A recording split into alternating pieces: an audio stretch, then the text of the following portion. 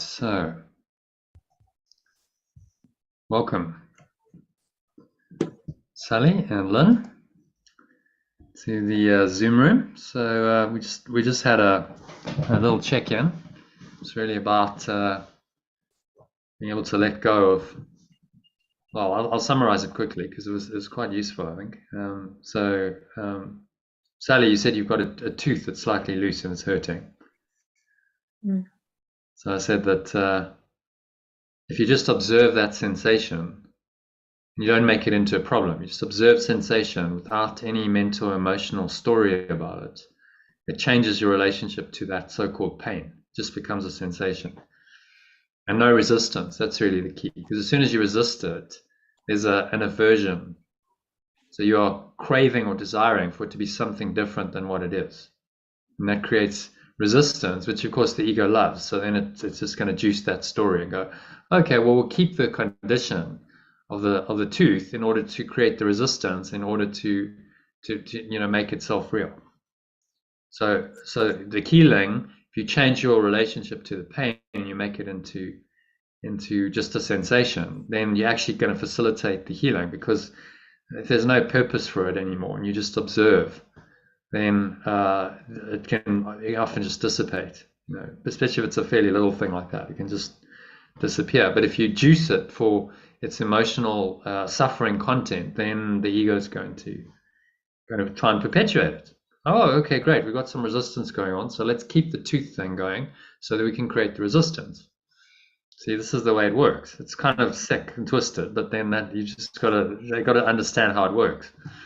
And then the antidote to it becomes obvious. Just observe without any of the mental, emotional interpretation, which Yeshua would call forgiveness. The Buddha just called it non-attachment. And your relationship to that sensation changes. And there's no longer the mental, emotional component to it. There's just an awareness observing it. And what's that pure awareness that's observing it? Well, that's now your true awareness, without mental judgment and interpretation. Your awareness, Holy Spirit, in the Course's language, is pure formless awareness, is able to just observe that without judgment and go, well, because if it's not real, why are you creating a story about it? Why is there any judgment about it? It's like, okay, there's some awareness of a sensation, but you remove the layers of emotion and thought and belief underneath that. So I understand why, this Vipassana, and ultimately the mindfulness, why it works, because mindfulness is just based on Vipassana. It's just Vipassana meditation rebranded for a new age. Just observing breath and observing body. So it works because you're not engaging in the story anymore. And so the suffering component, what the Buddha called dukkha, is gone there.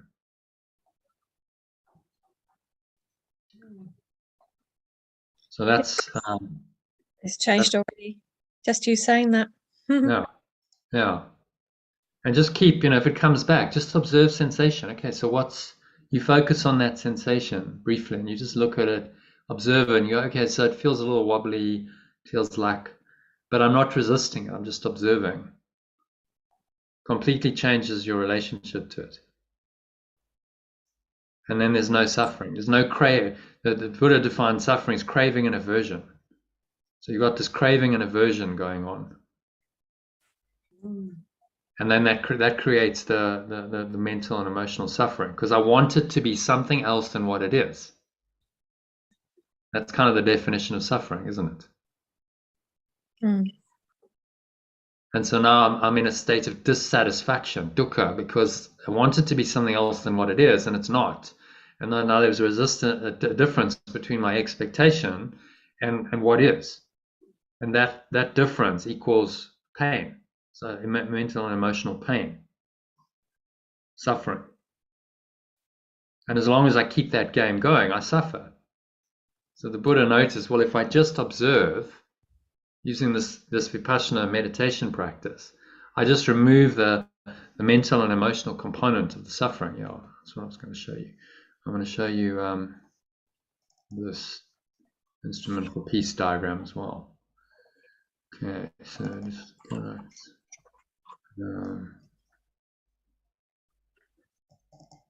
By the way, apologies, you haven't received an email from me yet because my server's been down this morning. So it's just come back online, so I'll have to get it out after. But you got the Telegram message, hopefully. So, all right, so let's have a look. Share my screen.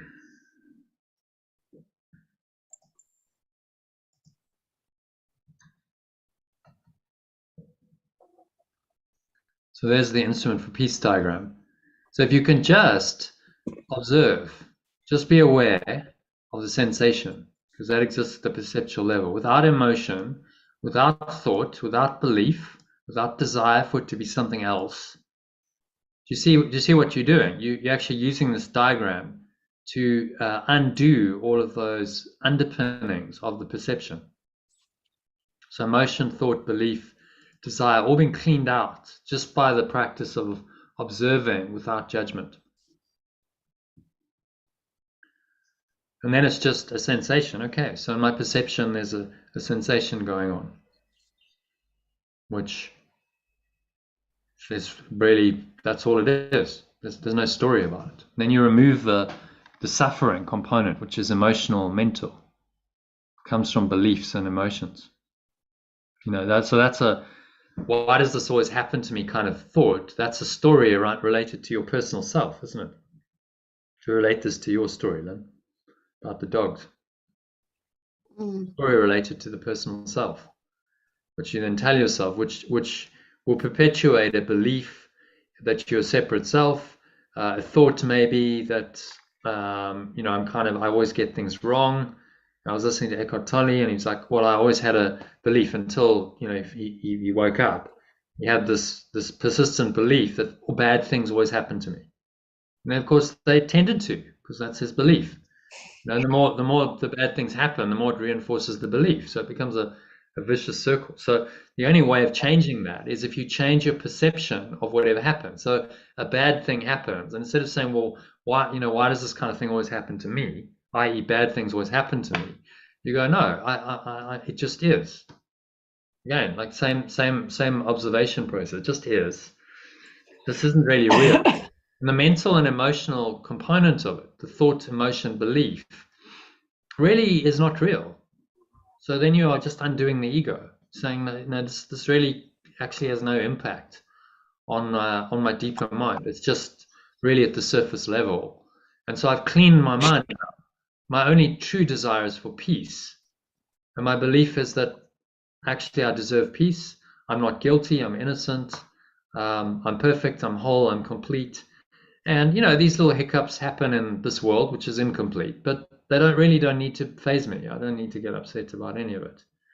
I just deal smoothly with whatever's arising. There's no story of self coming to intrude and interfere and interpret all of my perceptions, because this is the problem. The story of ourselves then comes in and interprets our perceptions and reinforces these dysfunctional emotions. And then that leads to thoughts, which leads to beliefs. So the beliefs get reinforced. And the desire of the ego is to be separate, to maintain the separate self. Oh, no, actually, Lynn, you are a separate self. You are kind of a victim. You actually do mess up things quite a lot. And don't forget it. You see, so now you've perpetuated that separate self. Yeah. Through the drama. And then that keeps the perception then of, something's gone wrong and I feel bad. That keeps that perception intact. Actually, it's your desire for a separate self that keeps it intact, which is what this is pointing out. The miracle is saying, just change your desire. You want only peace in the situation. So take it down and through all those levels and say, I choose only peace in this. What's going to bring me peace? What's going to bring me peace is if I just let it go and I don't juice the situation. I don't make it into something it's not and create all kinds of false beliefs, thoughts, and emotions about it. I just let it go, and it is what it is. It happened, seemingly happened, but it's over now, and there's no story about it. It's collapsed in my mind. And then you're actually doing the best you can for it not to happen again. Because if there's a story you tell yourself, then guess what? The ego's going, oh, okay, so we can get her on dog bites. That's good. All right, so we clock that. Okay, so now we'll create a situation around dog bites again, and then you react again. You see, so then it just reinforces the pattern. So in the moment, the miracle is saying, change your mind about what you want to perceive in this situation. What do you want to see? And who do you want to be, most important, in the situation?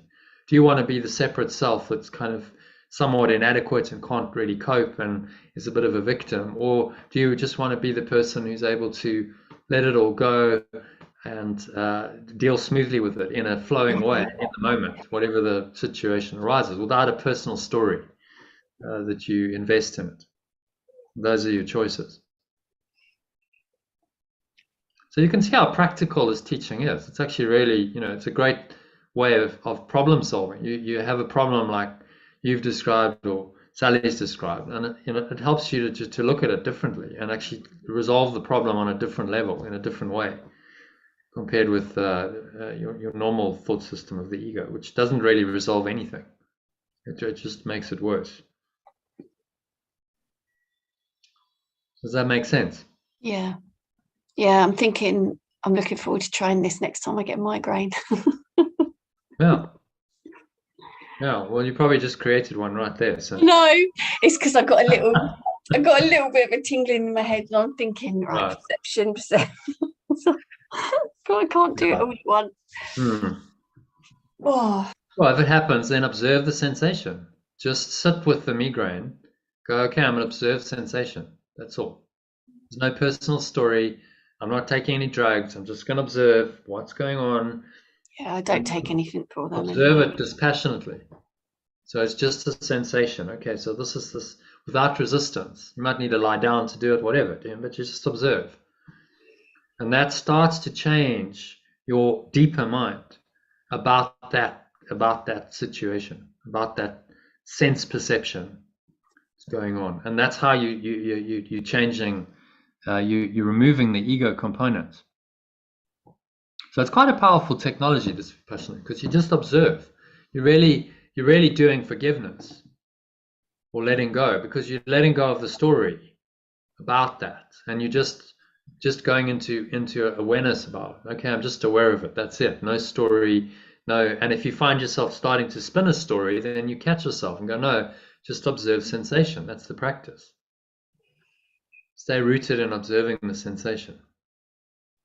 So maybe in today's meditation, I'll do a bit of body scanning. So you observe sensation in the body. It's okay. So just practice observing, what's going on in the body. So simple. Such a simple practice, but without judgment, it starts to remove the ego. There's no longer a personal relationship to the body, you see. So you're changing the mind's relationship to the body. When you're mindful, when you're mindful, you're in the moment, and in the moment, there's nothing wrong. So you're reprogramming your mind, aren't you? Kind of a new experience you're creating. Not to create suffering from that sense perception. So you have a sensation in the body, and sensation, what the Buddha understood is that the sensation is so often related to emotion, right? So sensation at the top level, from the level of perception, will give you a clue as to what emotion is there. So every emotion, strong emotion, has a sensation, doesn't it? If you think about it, so it's like feels a certain way. You think about when you've been really emotional, there's usually sensation in the body that goes along with it, almost always. So the Buddha's like, okay, so this is a way in to emotion. We can, through sensation, we can drill down into emotion, and those emotions, if you keep observing the sensation, that's the effect of the emotion, then the emotion arises. And now you transmute it by bringing your awareness into it and just looking at it and saying, okay, well, it's just a sensation. It's actually, I'm not creating a story. I'm removing the story, the thought and the belief behind it, behind the emotion. Because emotion is story-based, really. You've got a whole story around that emotion.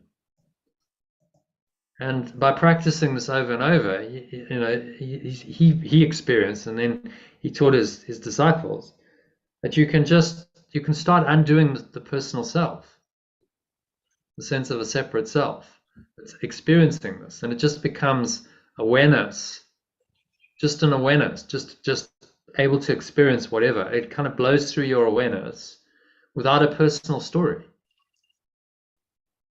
So, that's where you're going with this. You just an awareness, you recognize that I'm the pure formless awareness of perfect love. And while I still seem to have a body, there's sensations going on, but there's no personal self attached to those sensations. So I've disconnected my identity from the body and the sensations in the body. And that disconnection is enlightenment, because you realize I'm not bound by any of those sensations. I'm actually free. I'm in my mind. I'm primarily an awareness. That awareness is primary, and the sensations in the body are secondary. That's a secondary reality, which I seem to be experiencing, but it's not ultimate reality. So I'm recognizing in the way I'm perceiving it that it's this is anicca, they call it in Buddhism, which means impermanent. It's impermanent. It's changing, shifting, changing, illusion. You can't rely on it. But what is permanent is the awareness that can observe it. And so through the practice, you start to get more rooted in that awareness and less identified with the emotions, the thoughts, the beliefs. And ultimately, this is a self-concept, you see. All this is a self-concept. This is the ego's complicated self-concept in layers, unpacked. In the end, what it comes down to is, do you want to maintain the separate self-concept? That's the core, that's the ego's desire. Or the prayer of the Holy Spirit is, no, I wish to be one again. I want only peace. In order to have peace, I must be one. And I'm willing to let go of my separate self-concept and all the beliefs, thoughts, emotions, and perceptions that characterize it in order to have peace. And that's the level of the miracle. The very core of your mind, that's the decision. So it's a good diagram, and it's can be used to work through these challenges, these problems, seeming problems on the level of form. And if you can't just do it with the diagram, then you've got the actual instrument. You can do it as an exercise. So if you feel like you need to, then you could work through the dog issue with this. Okay. Fill it in. Yeah, I've taken you through this before, haven't I? I don't think this one. Has Lynn not done this? Yeah, I think you did this one probably the first time. Yeah. Is this the one I did about the other subject? Yeah. It seems different. Yeah. How weird. It seems like a completely different thing. How weird am I? Get my glasses on. It's a different context, but yeah, it's the same format. So you can use it and say, when I think about the situation with the dog getting bitten, then I feel guilty. Yeah, well, we just do it. We won't go through the whole thing, but I can. No, that's fine. I'll do that. Yeah. But when I think about the situation. Yeah. When I think about the dog being bitten, about the dog being bitten on my watch. That's really what it's about. I feel guilty. Yeah, guilty. And what else?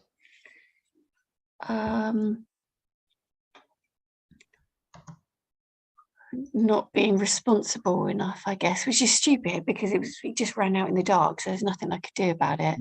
You're guilty.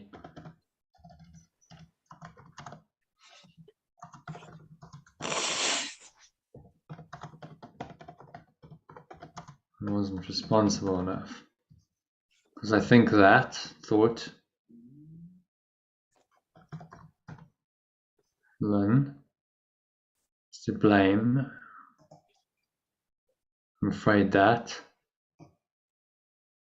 bad things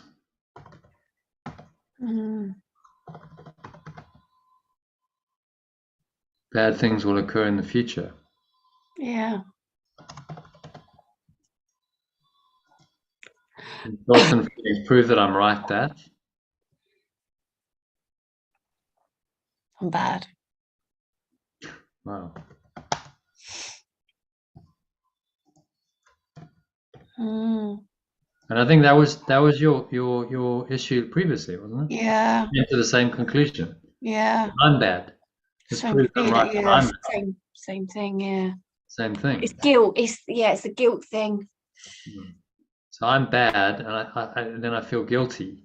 Yeah. What comes first? You see, this is what the miracle is saying. What comes first is the self-concept. That's the problem behind all of this. Prove that I'm right, that I'm bad. And what I wanted or expected is for the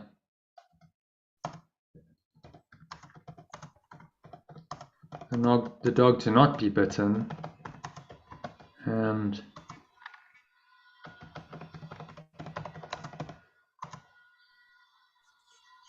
everything to go smoothly.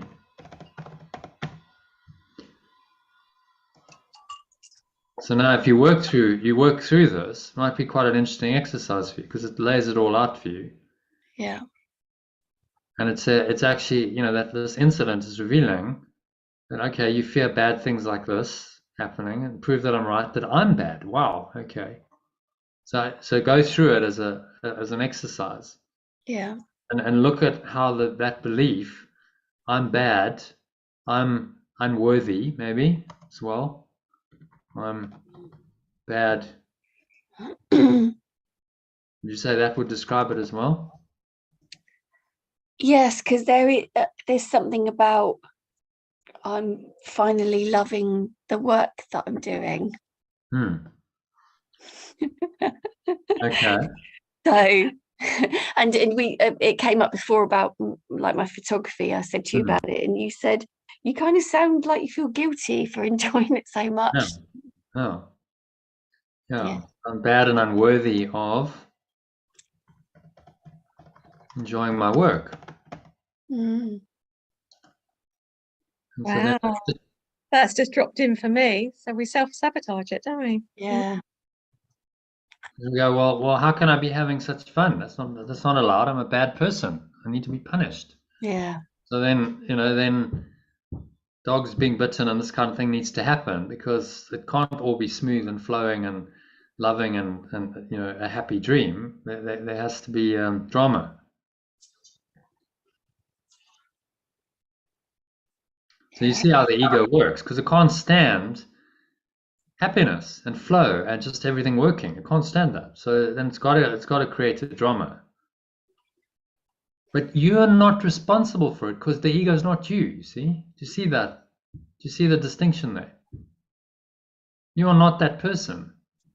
You're only responsible if that was you, but you're not that person. You're not a bad person. You're not any kind of self-concept that the ego is telling you are. So are you really responsible? No. Just let it go. So well, that was just a delusion. So work with this. I'll save it for you. Thank you very much. Print it to PDF. Microsoft Print to PDF. Sometimes you have to do a few of them to get through a layer or two. And you can do this as often as whenever a situation comes up. It's pretty quick. I mean, you can do it in like 5 minutes, maybe 10 minutes to do it and read through it. 10, 15 minutes, and it reminds you of the principles. What I like about the worksheet, it's the deeper principles of the miracle are in here. Okay, so where are we?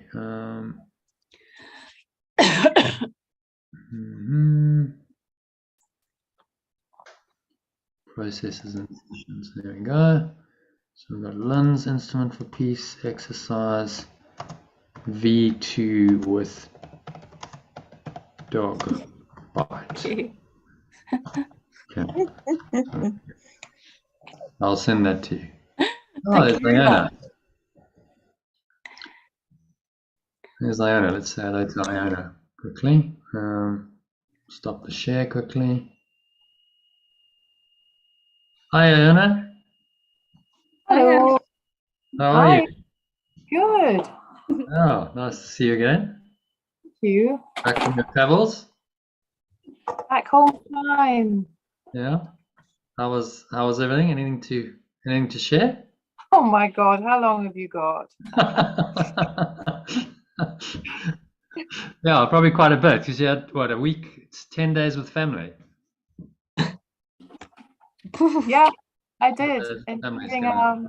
a Latvian wedding and a new Latvian family, and traveling, and really amazing experience. Yeah. So yeah, back home now. I'm feeling a bit more right side up. Yeah. Yeah. Good. Yeah. Good. Yeah, I'm sure there's some unpacking to do from some of those experiences. Yeah, for sure. Yeah. Do you have any difficulties? Yeah. Did I have any difficulties? Yeah. It's a good question. I think I actually was very aware of not studying the course, but living it. Good. Yeah. Just applying it every day. Yeah. And then I would find my own moments to listen, read, remind myself. So I was testing myself in new situations as to how I was. Did you find it was different? I mean, like compared with, let's say, years gone by, how you would have reacted? Did you notice? Oh, actually, I'm responding differently here. Yeah, I felt very much a kind of elder in the party, because the majority of people are 20 something. You know, it's my son's wedding, so naturally to be very many people of his age group. And I found myself being the elder, at least 2 or 3 people who reached out, and my son in his speech made allusions to me, you know, emerging from a cloud of sage and Mag Champa in the north of Scotland to make the journey to Latvia. So it was very good natured. I'm definitely the hippie mother from the from the hippie community. Yes, yes. But I really like that, and there were some very ancient Latvian musicians that turned up at the wedding, and it was a wonderfully pagan event, the whole thing. Okay. And somebody said, why don't you put your shoes on? I was walking around barefoot, and another woman just said, no, she needs to feel the spirit of the place. And I thought, yeah, spot on. So I kind of wafted around feeling a bit like I was sort of curious and amused at how I was being seen, but it was genuinely a very kind of happy, peaceful place I was in. There were some, I mean, I think the external anxieties were about communication, modern day communication, and the reliance on the phone. And if the EE network is deciding not to work in Latvia and I couldn't actually talk to anybody officially, that sort of thing, and how I watched myself go into a panic about that. And then kind of resenting and more strongly than that, this dependence on this bloody machine, this device. And so at the end of it, when I was waving my daughter off to Bali, you know, my just 22-year-old off to Bali via Istanbul and Jakarta, and my other son to Georgia, the country of Georgia, which is extraordinary country straddling Europe and Asia, and saying, don't rely on your phone. If you should lose this, right, you know, before you go, write down all the numbers that you want on a bit of paper and secrete it into your rucksack. Don't be completely dependent on this thing. Yeah, and there was a lot of farewells and wish you well, and wow, you're both off to have huge adventures.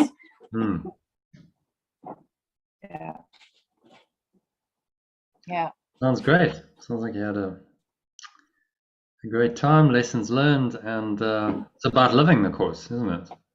That's what I really felt. How am I going to live this? Watching all sorts of people in the street in Riga and thinking, yeah, I can feel that person. I can walk like that person. And I thought, practice seeing yourself in everybody, that there's nothing outside of me. So yes, I can feel like that person. I can look like that person. I can feel dejected or sweaty or angry like that person. Oneness. Brilliant. Thanks for the sharing. You're welcome. Okay. You sure you don't want the extra 4 hours? I could. Maybe we'll unpack it over the next few days, shall we? Good bite-sized chunks. Nice to see Kenneth in the background. Hi, you Kenneth. Hi. Hi there. Nice to see you again. Lucy will be through in a minute. Oh, okay. She's joining us. That's good. Okay, so let's just have a little look at today's lesson, today's quote. Apologies, you haven't received an email yet because my server was down this morning. So it's just come back online. So, but I sent a Telegram message, so we'll just work off that, I think. Right, so there we go. Right, let's share my screen.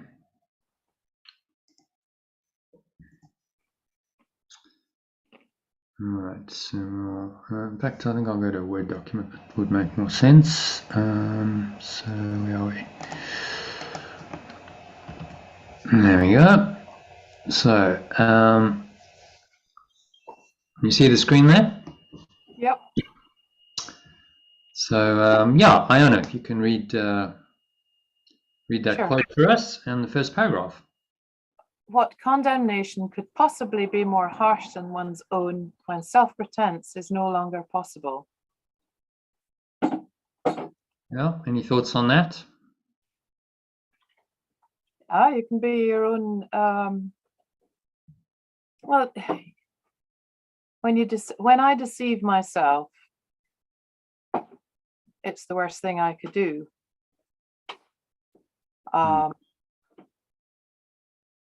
What condemnation? Yes, when self-pretense is no longer possible, when I'm deceiving myself through self-pretense. So I think what he's referring to is the condemnation. We think that somehow when we condemn another, we condemning them, and there's no effect on us. But to realize that really this condemnation is our own. Yeah. Condemnation could possibly be more harsh than one's own when self-pretense is no longer possible. So if I'm not pretending anymore about what I think I'm doing, then I must realize that actually it's me who's condemning myself, and that's the harshest kind of condemnation. Yeah, for sure. Which is a classic Course in Miracles principle, really. Yeah. Okay, so if you want to have a look at today's inspirational quote, talks about. Oh, it's a bit small. Okay. Need to be bigger, please. Make it bigger.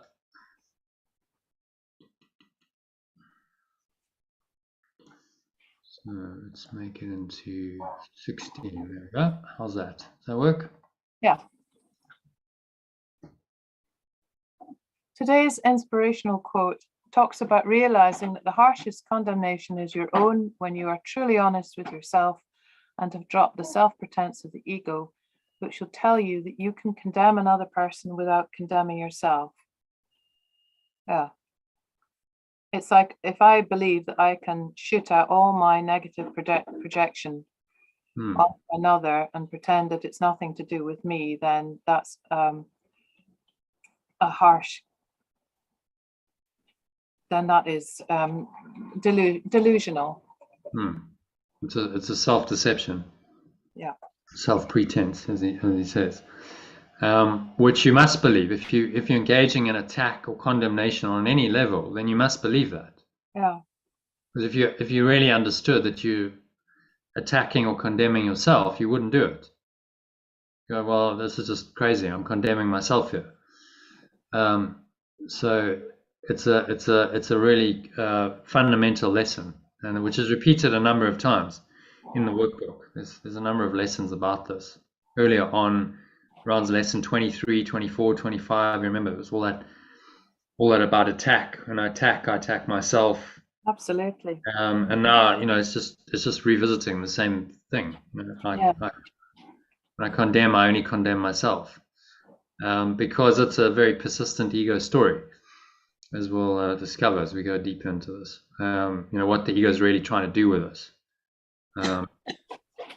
is perpetuate itself and perpetuate guilt at a separation that's not true. How does that work with the physical body if somebody is criticizing their body? Because who's criticizing to who? It's like the ego criticizing its own ego illusion. Yeah, making the body real in its perception, which the ego is always trying to do. So the person who's criticizing is actually condemning themselves to the illusion of the body and suffering and sickness and death, which is what that body identity entails. So they're condemning themselves really by judging another, because they're believing in a thought system that is false, and that's going to associate them with the body. If you judge another's body as real, you're really fat, or you're really ugly, or whatever. What are you doing? You're taking your mind to the level of form, which is a mistake. Now your mind is identified with form in the body and is making that real. That's a level confusion.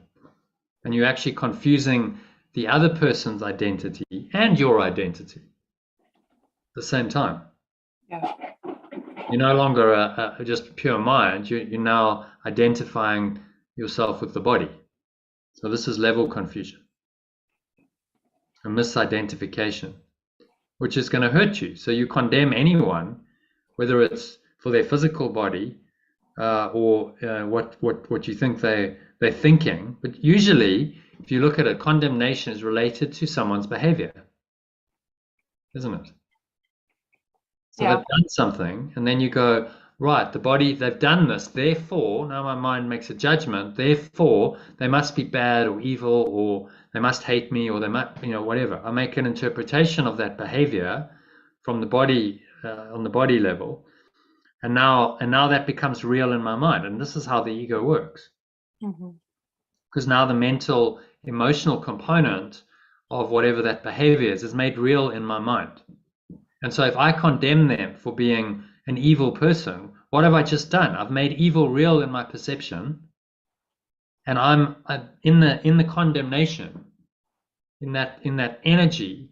I'm feeling I'm certainly not in a place of peace and love. I'm feeling the energy of condemnation when I project it, aren't I? So by definition, I'm suffering the condemnation that I'm giving, because I'm feeling it in that moment. Now that's completely self-evident when you start to awaken. Well, of course, yes, that's what I'm feeling. If I'm condemning anyone, I'm feeling the energy of condemnation, and the energy of condemnation is not a nice one. It's attack, it's sin, it's guilt, it's all built in there. I'm feeling that. So in the moment of condemning someone else, I'm condemning myself, because I'm feeling that energy, and it's not a happy energy. I'm actually sabotaging my own happiness and peace. But it requires some awareness to observe that. Say, this is actually what's happening now.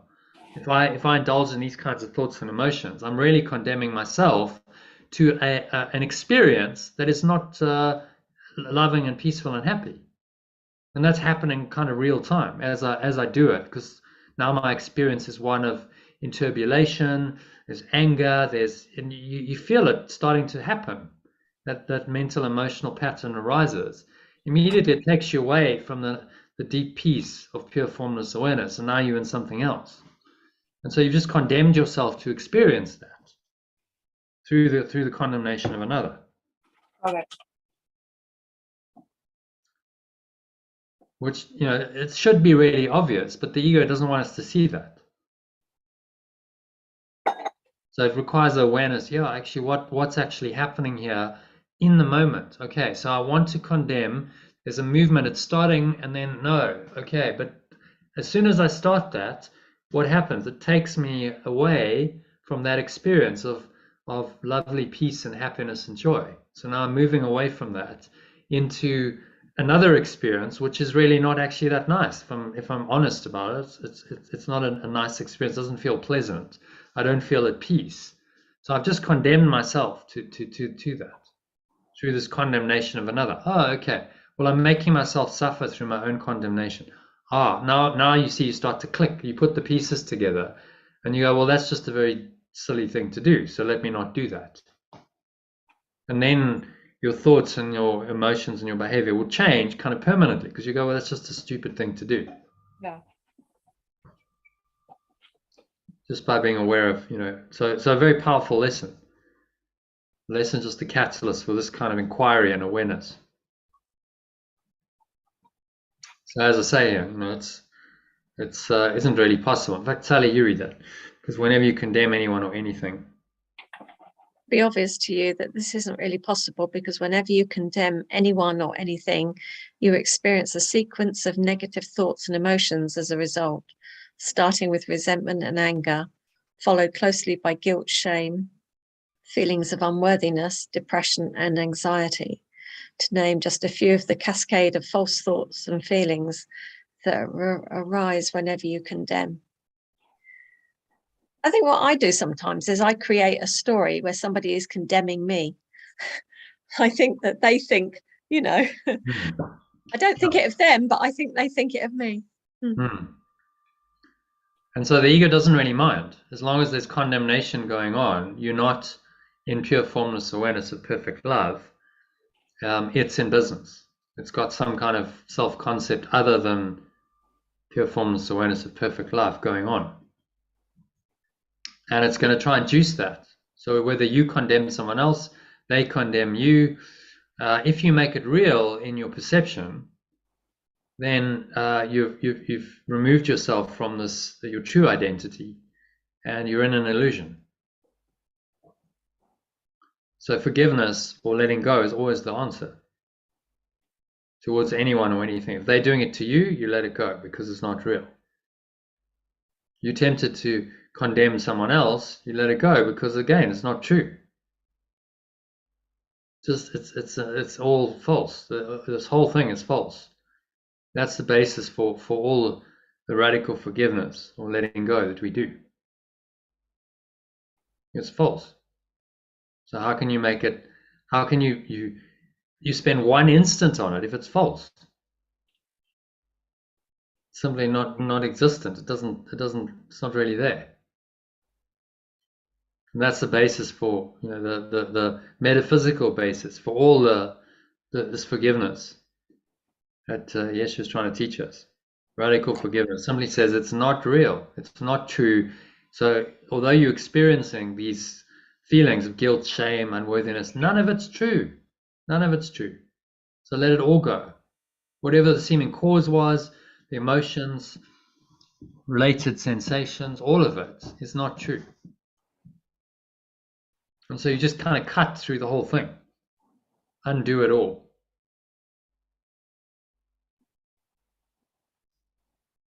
And free your mind from any of this negativity that the ego wants to. And it needs a trigger. So condemnation is a favorite trigger for the negative cascade of thoughts and emotions. So it then needs someone to do something. You see how it works? It needs someone to do something that's negative towards you to justify the condemnation, which then kicks off the cascade of negative thoughts and emotions. So that's why bad things always happen, when you believe in the ego, because it needs the bad thing to happen. It needs the trigger to engage in this whole cascade and all those thoughts and emotions. It needs a justification. And if you refuse to play that game, then you're removing your propensity to be triggered. You simply just, no, I'm not, whatever. Coming back to, what we were talking about, I'm just not going to react to the trigger. And you're denying the power of the ego to do this, and you're not giving it food. It's got no traction there. It can't come in. There's no justification for it. You just deny it. and ultimately undo it. So you starve it of its diet. It wants the negativity. Eckhart Tolle calls it the pain body. It wants the pain. That's what makes its identity real. So now it has to get triggers for the pain. It has to be fed with a diet of triggers in order to justify the cascade of negative thoughts and emotions that it loves. So you got to just, no, I'm not reacting. By not reacting and not allowing the cascade to happen, you deny it its food, and eventually you just starve it. Okay, there's nothing that's going to persuade you to move from your stable state of peace and happiness into something else. So it's the pain body is the ego, is it? Yeah, it's just another name for it's what he's talking about there is more the feeling sense of it, the pain body. Okay, so it's the emotional component of the ego. I'm feeling these, so we feel these emotions, and that's particularly tricky to get over, because just a thought, just a belief, like with no emotion, doesn't have that much power, does it? Oh, well, it's just a thought. But it's when it's got emotional energy that seems to have this power to kind of move us and control us. And so that's what he's referring to. It's the emotional component, which seems to be quite powerful. If you've juiced that over and over and over again, that pain body, then it's going to seem to have quite a lot of power, and it takes quite a lot of undoing, because those emotions can be quite gripping and quite moving. Sorry, someone was that at you, Ayana? You say something? No, nothing relevant. Okay. So if our ego has got a condemnation pattern, we go looking for someone to condemn us. Yeah. We need that person in the outside delusion. Yeah. So then, the victim needs a persecutor. This is the classic victim, persecutor, rescuer. We need a triangle in order to play the game. And so then we manifest those situations over and over in order to justify the triggers. Lynn's having a good laugh there. About myself. Yeah. Well, it's good, because if you see the pattern, you can have a laugh. It's like, okay, well, it's just a ridiculous story. I don't need to do that anymore. But that's the classic. Every victim needs a persecutor. So if I identify myself as a victim, then I must attract persecutors. And so why do some people keep attracting persecution in their life? There's many people who they'll keep attracting, like in their special relationships, just someone who's always gonna persecute them. He's gonna, make them seemingly a victim. Why do they do that? Because the ego feeds off that. That's why it wants the drama of the special relationship, but the trigger that then justifies the cascade of negative thoughts and emotions that make up the ego's identity as the victim, made up of thoughts and emotions that are, what we'd call negative.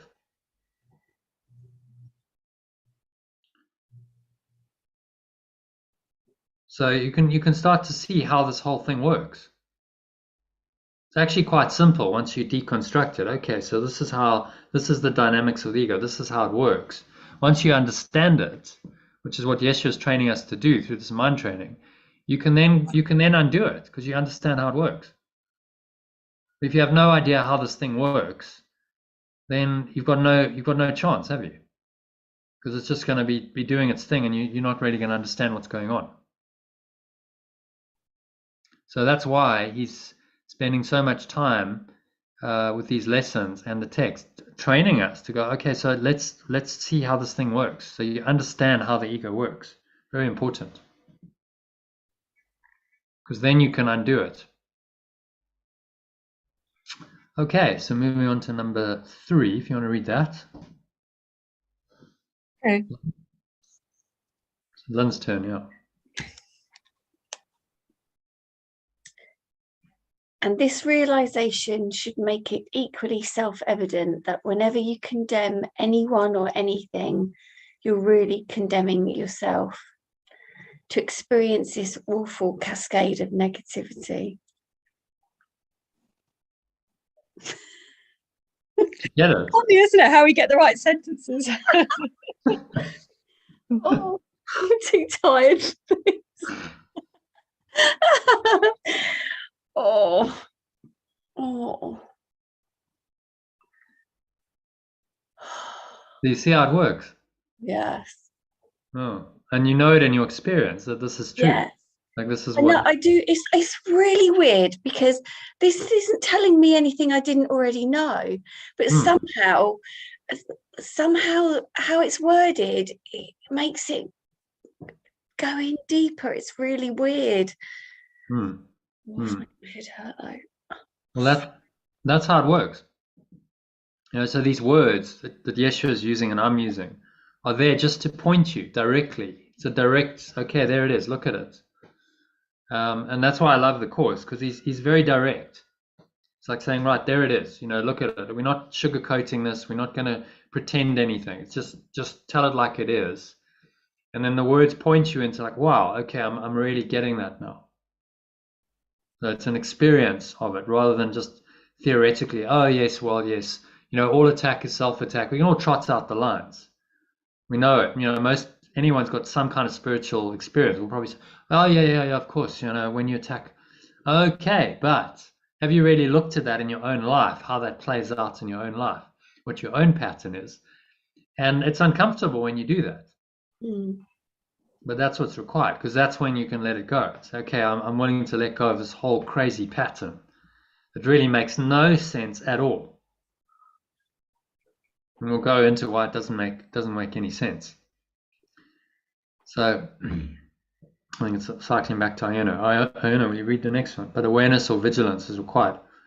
But awareness or vigilance is required in this world because it's so easy to forget this simple truth when the ego presents you with opportunities to project your own deep-seated guilt onto others by condemning them, and tries to convince you that this will alleviate your guilt by giving it to them, so God will punish them and not you.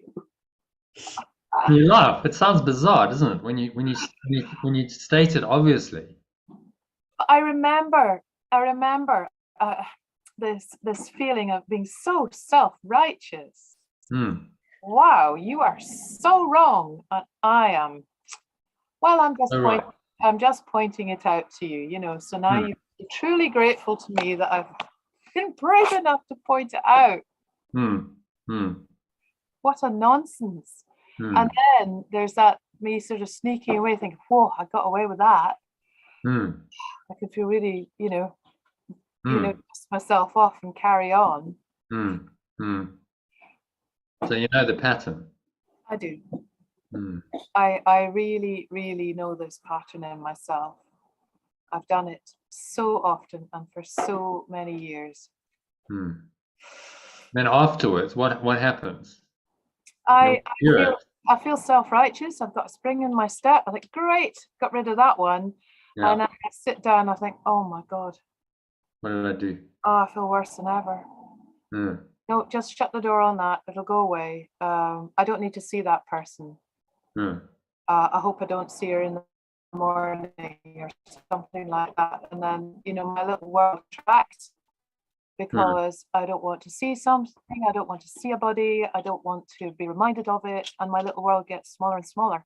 So you separate yourself from more and more people. Yeah, that's right. And then, you know, maybe if it's about a man, oh my God, these bloody men are everywhere. You know, go around every corner into there. There's no escape. Yeah, Lynn's laughing again. I don't know if to laugh or cry. It's a good combination to do both. Oh God.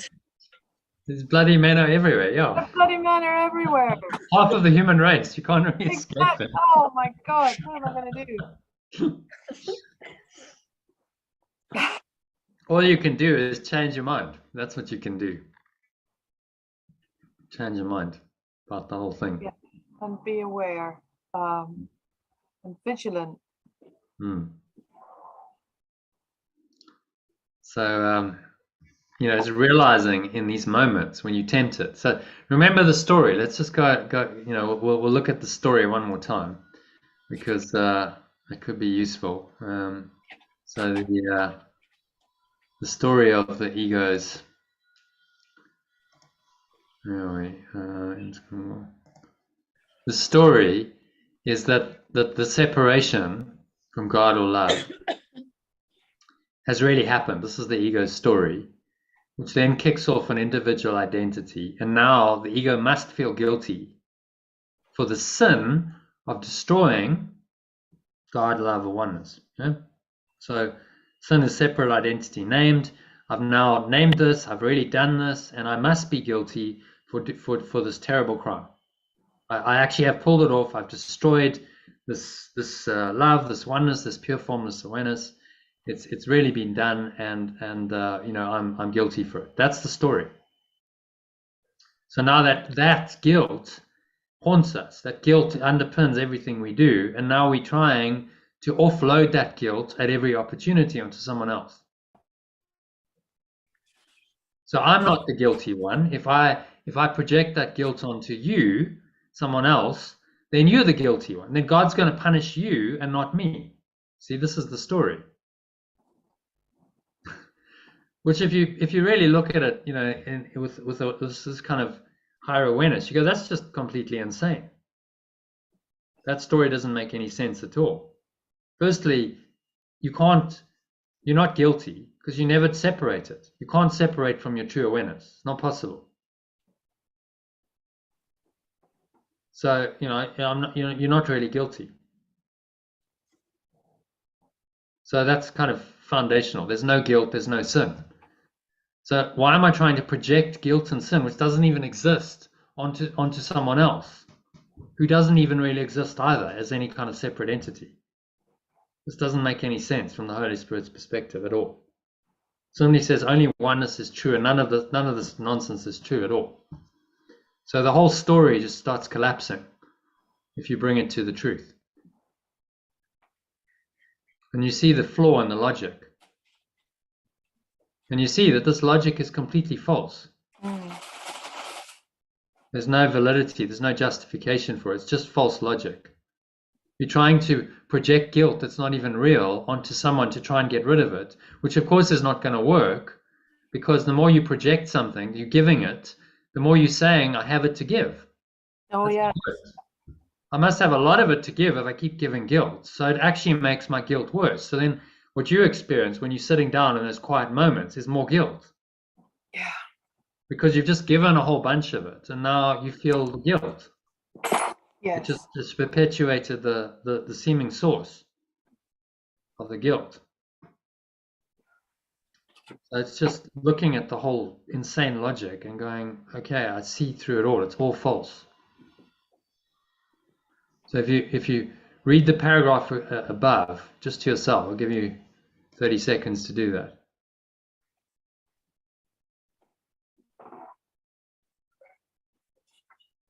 Just this one, but awareness or vigilance.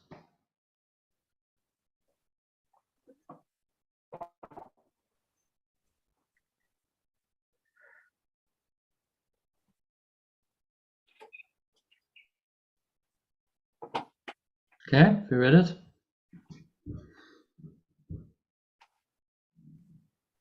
Can you really see that that is totally false, that logic? So God will punish them and not you.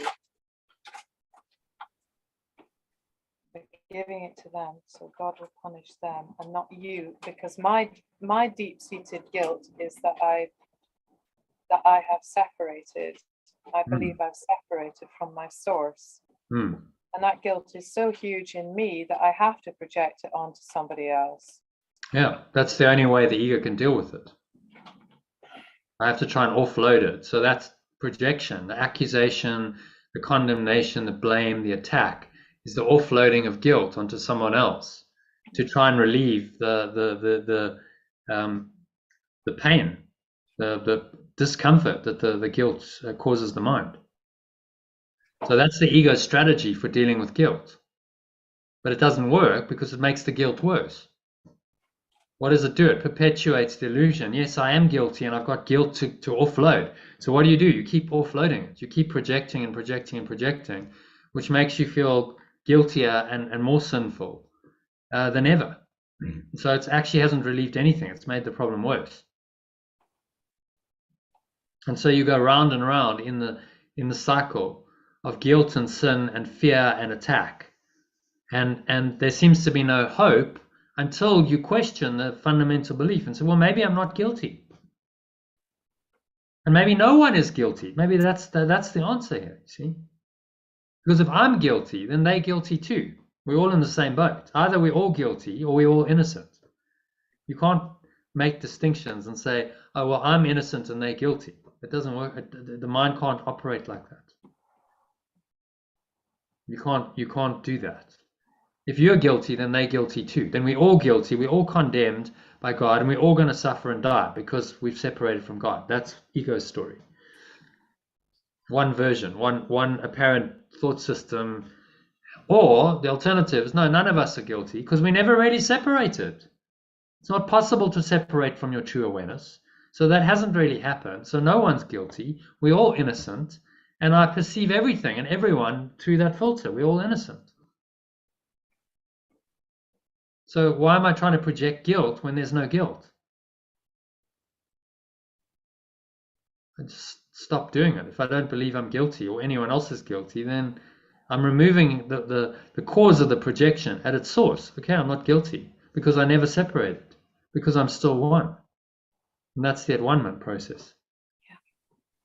And it's so simple when you state it like so obviously like this, but this is such a deep-seated pattern in us that it's unraveling this and saying, okay, so you've got to really look at how you do this and why you do it, and then unravel it and say, no, okay, I see the totally false logic of it. I see that this whole thing is insane, based on one tiny mad idea that I can actually be separate from my source. It's an idea that has no validity at all. And then you can let it go at its source. Okay, I never separated. I'm still one. I'm still one with pure formless awareness of perfect love. I'm still that awareness. And then all of this just disappears as soon as you identify with your true awareness. The ego's entire descent into hell, all this madness and the red scrum will just disappear. In your awareness, in your perception, first of all. It'll still seem to go on in the dream because the dream is deep-seated and it seems to be real while you're here. But in your perception, it's just changed. And that's really what art forgiveness is doing. Just reinterpreting the dream from the perspective of oneness. Okay, happy with that?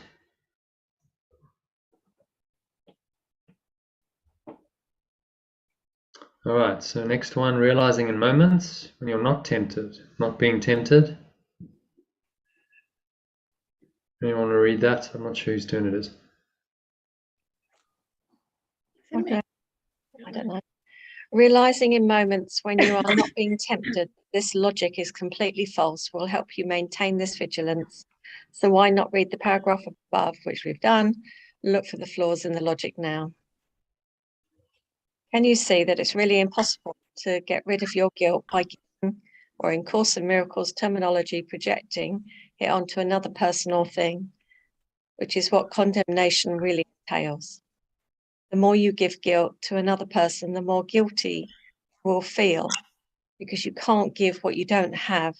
And if you keep giving or projecting guilt in the form of condemnation, you are continually reinforcing the illusion that you have plenty of it to give. Yeah, makes sense. Yeah. So the more you do it, the more you get. Yeah, so let's not do it. Yeah, all Yeshua is saying to us is, for God's sake, stop. Stop the madness. Stop doing it. Recognize what you're doing to yourself and stop it. Because that's the only way out of the bind that your mind has got itself into. If you keep trying to solve the problem of guilt by condemning others, there's no escape. You will continually just reinforcing the separate sense of self, reinforcing the guilt, reinforcing the whole pattern of sin, guilt, fear, and attack, and you're in hell. Sin, guilt, fear, and attack. A life characterized by those is hell. Helpless, enervated little life, which really is not life at all. It's a complete distortion of the eternal life that is the truth of us. So, any thoughts on that?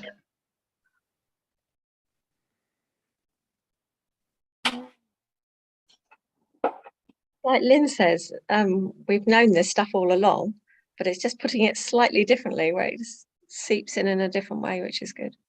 It's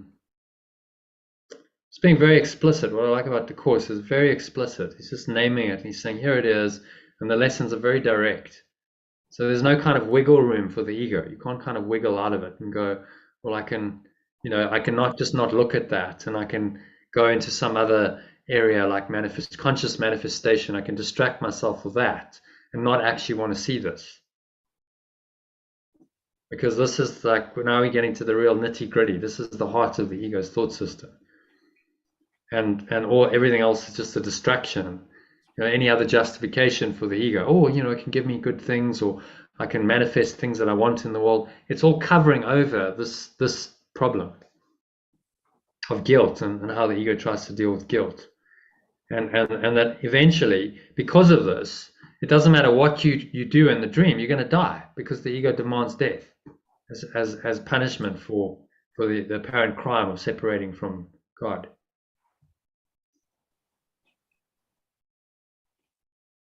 Okay, so next one, it's also worth reminding yourself. Me. Yeah, then you can read it. And it's also worth reminding yourself that no one can be guilty in truth, because nothing they seem to do in a dream is real.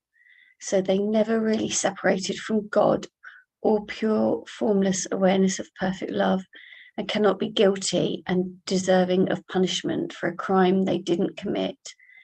Everyone is really perfectly whole and complete in their true selfhood as pure formless awareness of perfect love. Okay, any thoughts on that?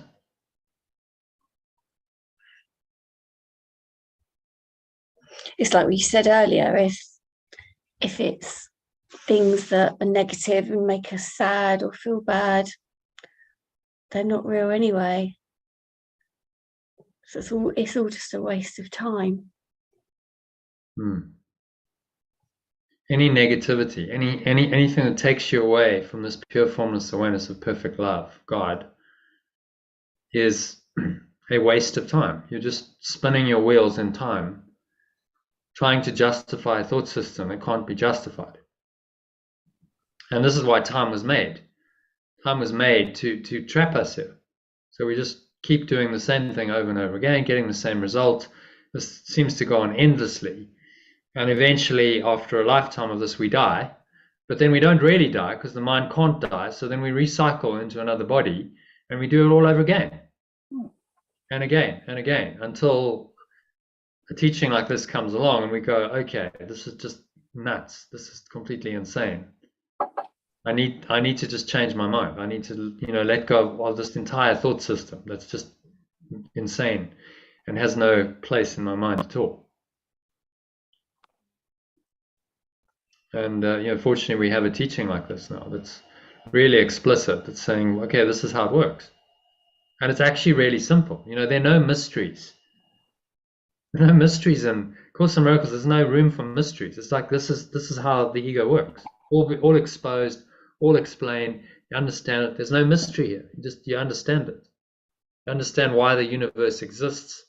I've heard Eckhart Tolle saying, "Oh well, the universe is a mystery. No one can really know." And that's nonsense. Of course we can know.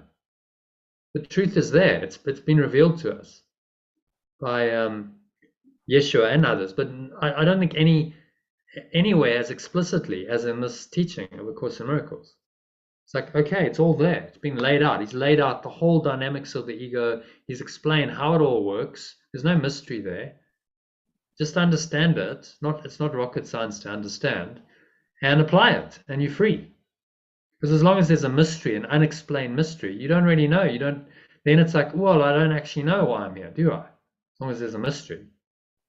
I'm confused still. I'm still trying to figure it out. So fortunately, we like it's all laid bare.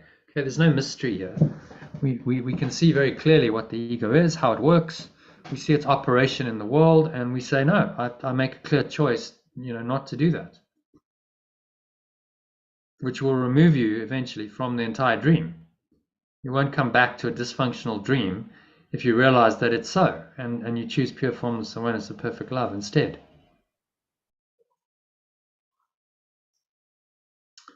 And again, just ponder that. So read this, just ponder it. It's also worth read that paragraph. It's also worth reminding yourself that no one can be guilty in truth, because nothing they seem to do in a dream is real. So they're never really separated from God, the pure formless awareness of perfect love. And they cannot be guilty and deserving of punishment for a crime they didn't commit. Everyone is really perfectly whole and complete in their true selfhood as pure formless awareness of perfect love. Okay. So you see the logic of that. That's consistently consistent with itself. It's logical.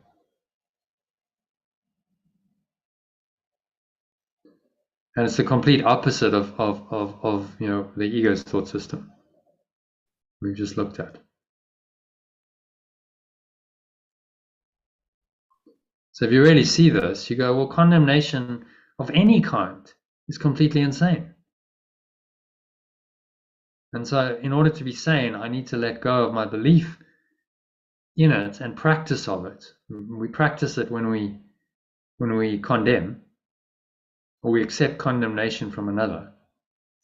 I need to, let this all go entirely to be sane. There's no halfway measures here. Oh, well, I can have a little bit of condemnation, because one bit of condemnation is the ego's thought system. It's all a product of the ego's thought system. So then I'm a little bit insane, I'm a little bit sane, and my mind is split. You can't do that without splitting your mind. So it's an all or nothing. I let go of condemnation entirely or not at all.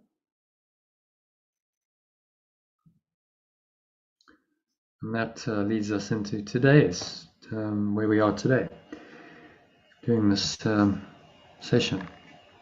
So any comments, questions, thoughts about the quote or this teaching?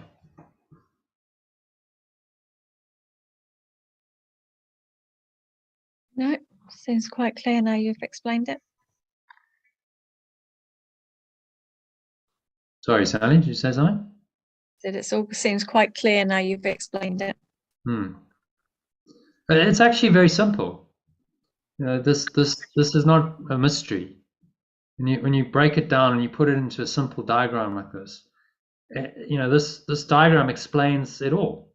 There you go. That's how the illusion works, and that's why we're here. We're here because we had a crazy idea, a tiny mad idea. That's the explanation for the universe. There's no mystery to that. We made a mistake, and that mistake has now had all these consequences. We've gone down the ladder of separation, and we're now living in the effect of our seeming mistake, and that effect seems to be causing us, endless trouble. But if it's all a mistake, it can all be let go of. Now, a lot of people don't want to see that. See, the mystery allows the ego to continue, doesn't it? Oh, it's a mystery. I don't really understand it. Okay, well, if I don't understand it and I'm still confused, then the ego is not being revealed, and it's still got room there. It's got wiggle room. It's still going in my mind. But if it's all laid bare and I see it so clearly that its logic is insane, there's no mystery anymore, then I can make a very clear decision against this thought system and for the thought system of oneness. And then I'm free.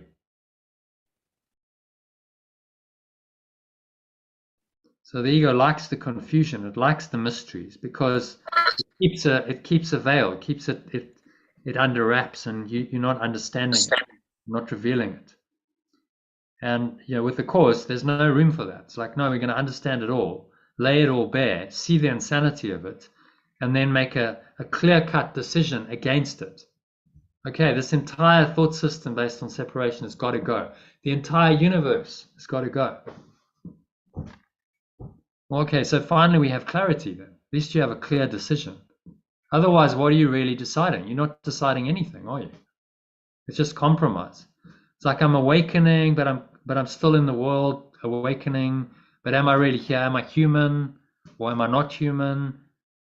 And if you try and fudge it, and you try and say, well, I'm both human and I'm divine. I have this true awareness, but I have my form identity, and both are kind of real, and they these parallel realities. Then I haven't really decided anything. I'm still confused. But it's okay to be confused while we're learning. We're all students. Yeah, I mean, the confusion is part of the learning process, but yeah, the learning is to try and get out of confusion, not create more confusion. So some teachers and teachings can create all kinds of confusion, all kinds of issues in people's minds. And Yeshua is not that kind of teacher. He's saying, no, it's like very clear. Your learning is to clear up the confusion. Once you've really got this, there's no confusion. You really understand, and you've made a clear-cut decision. Yeah. For the spirit against the ego, and then there's clarity. Your thought system is very clear. You understand, and there's only one choice then in every situation. Mm-hmm. You no longer have the dualistic choice of, well, I could do that or I could do that, because you go, well, there seems to be another choice, but the ego's choice is completely insane. So that's not really a choice, is it? And I recognize the insanity of it. Not a choice anymore. So there's only one choice then, which collapses the duality of seeming choice into oneness. Eventually, there's no choice, but oneness. Okay. So any other questions, comments on that?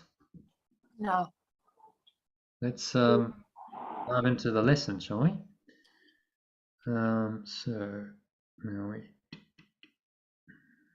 98. Okay. So this one is, only my condemnation injures me, which directly follows from our discussion. Only my own condemnation injures me. In other words, I'm attacking myself when I condemn. So let's see what he has to say about this. Okay, number 1. Who wants to kick it off? Okay. Injury is impossible, and yet illusion makes illusion. If you can condemn, you can be injured. If you have believed that you can injure, and the right you have established for yourself can now be used against you, till you lay it down as valueless, unwanted, and unreal, then does illusion cease to have such effects, and those it seemed to have will be undone. Then are you free, for freedom is your gift, and you can now receive the gift you gave. I like that last sentence. It's like, unshackle yourself, take your own handcuffs off, give the freedom to your companion, and it's mine. It's like, this is the jackpot. We can say to ourselves, I just want to be free in my mind, but if I'm keeping somebody else shackled, then I'll never be free. Yeah, because by thinking the thoughts, condemning thoughts towards them, you're in the ego's thought system, and that's imprisoning you. Yeah. Thought system of sin, guilt, fear, attack, and death is imprisoning you. So delusion makes illusion. So injury is really impossible. You can't actually injure anyone or anything, because pure formless awareness and perfect love is beyond that. You want to unpack it as we go. Yet illusion makes illusion. and yet illusion makes illusion. So smoke and mirrors, illusions multiplying themselves upon multiple illusions. Injury, condemnation, it goes round and round, and we're stuck in this terrible trap. For I believe that I can be injured in the right, and then by being in this position, that can be the weapon used against me. Yeah, I carry that weapon, and then the weapon's turned on me. And then I say, oh, I give it up, it's no value, I don't want it, it's not real anyway. And then it all melts away. And those it seemed to have will be undone, and the effects it seemed to have in my life have been undone. And then I'm free. And I've given myself the gift of freedom. I can receive it. Yeah, it's just a belief. Just a crazy belief system, that's all. When you reveal the ego, it's like, this is just madness. Who could really believe this? When you see it clearly as, what this belief entails, it just makes no sense at all. Which is the methodology, saying, in all these lessons in the text, he's revealing the insanity of this, and getting us to see it for ourselves and go, I can't believe this anymore. This is just crazy. So I can let it go, and then I'm free. So, and you give the gift, you receive the gift you give. Freedom is your gift. So when you refuse to condemn someone, even if they're doing something crazy, they might be doing, people can do very insane things, crazy, mad behavior, but you refuse to condemn them, you're giving them a gift. That doesn't mean you just do nothing necessarily and go, okay, well, do crazy things that are hurtful and harmful to people. It doesn't mean that. You just don't condemn them. So imagine a society where we operated this principle. Okay, so you get crazy people who want to go and steal and kill other people and do all kinds of crazy stuff. They're sick, right? These are sick minds. Yep. So you don't condemn them. You go, okay, well, we just got to stop you doing that. It's not helpful for you or anyone else for you to do that. So we stop you doing that. We remove you temporarily from society. But we don't condemn you and go, right, now you condemn to death. That's one way of dealing. Or you condemn to life imprisonment. You go, no, they need healing. You take them to a rehabilitational center where you rehabilitate their mind. And you help them to see the insanity of their thought system and their actions. And when that's done, then you release them because they just made a mistake. There's no like, oh, you condemned for life because you killed someone. No, exactly. You made a mistake. Yeah. That's all. And that would be a forgiving justice system. So okay, let's stop you from hurting yourself and others. That's necessary. But there's not the punitive intent. Whereas our current system is punitive. It's like, no, you got to suffer. You're going to be punished for your crime. Jonna, do you know if the Truth and Reconciliation Council was underpinned by ACIM? In South Africa? Yeah. Well, it was conceived in Ireland and other trouble spots. It was conceived by Bishop Tutu. Yes. He was quite a spiritual guy. Well, he was amazing. Did he ever acknowledge the Course in Miracles in the thinking? I don't think so, no, because he was part of the church. He was a bishop, archbishop, or whatever he was. Yes. But he kind of, he transcended just the guilt sin program that many theologians indulge in, and he understood, I think, that it was all about compassion and love and forgiveness. Yeah. So it was about trying to bring that about through that process.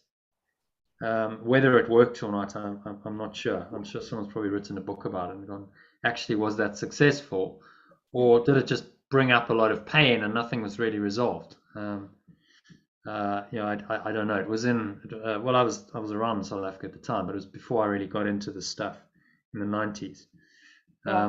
So if it had happened when I was more involved in this kind of work, I might have paid more attention to it, but it was just kind of going in the background. The model was certainly rolled out across the world, and he had a deep friendship with the Dalai Lama. So there would have been lots of right-minded thinking.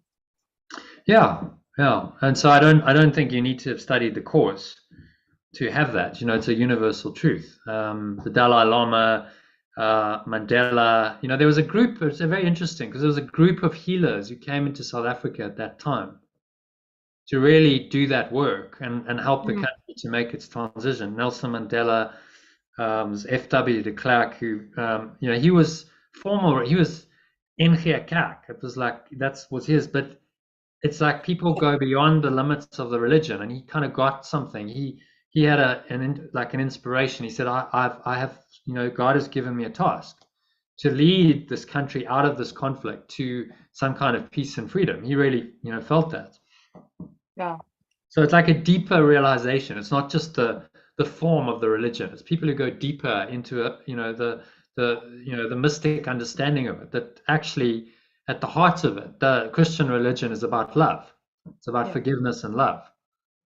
And whether you do that formally through you get to that path through like being a Bishop Tutu, who's actually in the he had a formal position in the church, or whether you go Course in Miracles route and you get to it that way, it's the same realization in the end. This is about forgiveness and love. Yeah. At its core, and that's really what Yeshua taught. He was teaching forgiveness and love and nothing else, really. All of the other stuff that's been spun around has been formulated into so-called religion. Most of it's false. Yeah. It wasn't what he taught at all. So yeah, good question. I can't fully answer it. I think it was an attempt at that, and I think it didn't succeed fully, but it was an attempt at some kind of forgiveness and reconciliation. So the intentions were correct, I think, behind it. It wasn't about crucifying people and condemning them. It was about, okay, let's reveal the truth so we can kind of heal and we can move on. That was the spiritual intention behind it. Yeah. Yeah. How much of that actually happened, I don't know.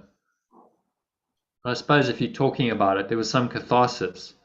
When people went and they talked about the horrible things that happened, it was kind of a releasing that happened in their minds.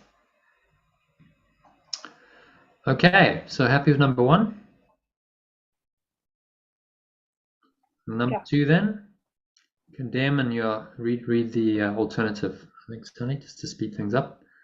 Condemn and you are made a prisoner. Let go and you are freed. Such is the law that rules perception. It is not a law that knowledge understands, for freedom is part of knowledge. To condemn is thus impossible in truth. What seems to be its influence and its effects have not occurred at all. Yet must we deal with them a while as if they had. Yet we must deal with them a while as if they had. Illusion makes illusion, except one. Letting go is illusion, and that is answer to the rest. All right. Okay. Any thoughts on that? Condemn and you're made a prisoner, yeah. Let go and you're freed, yeah.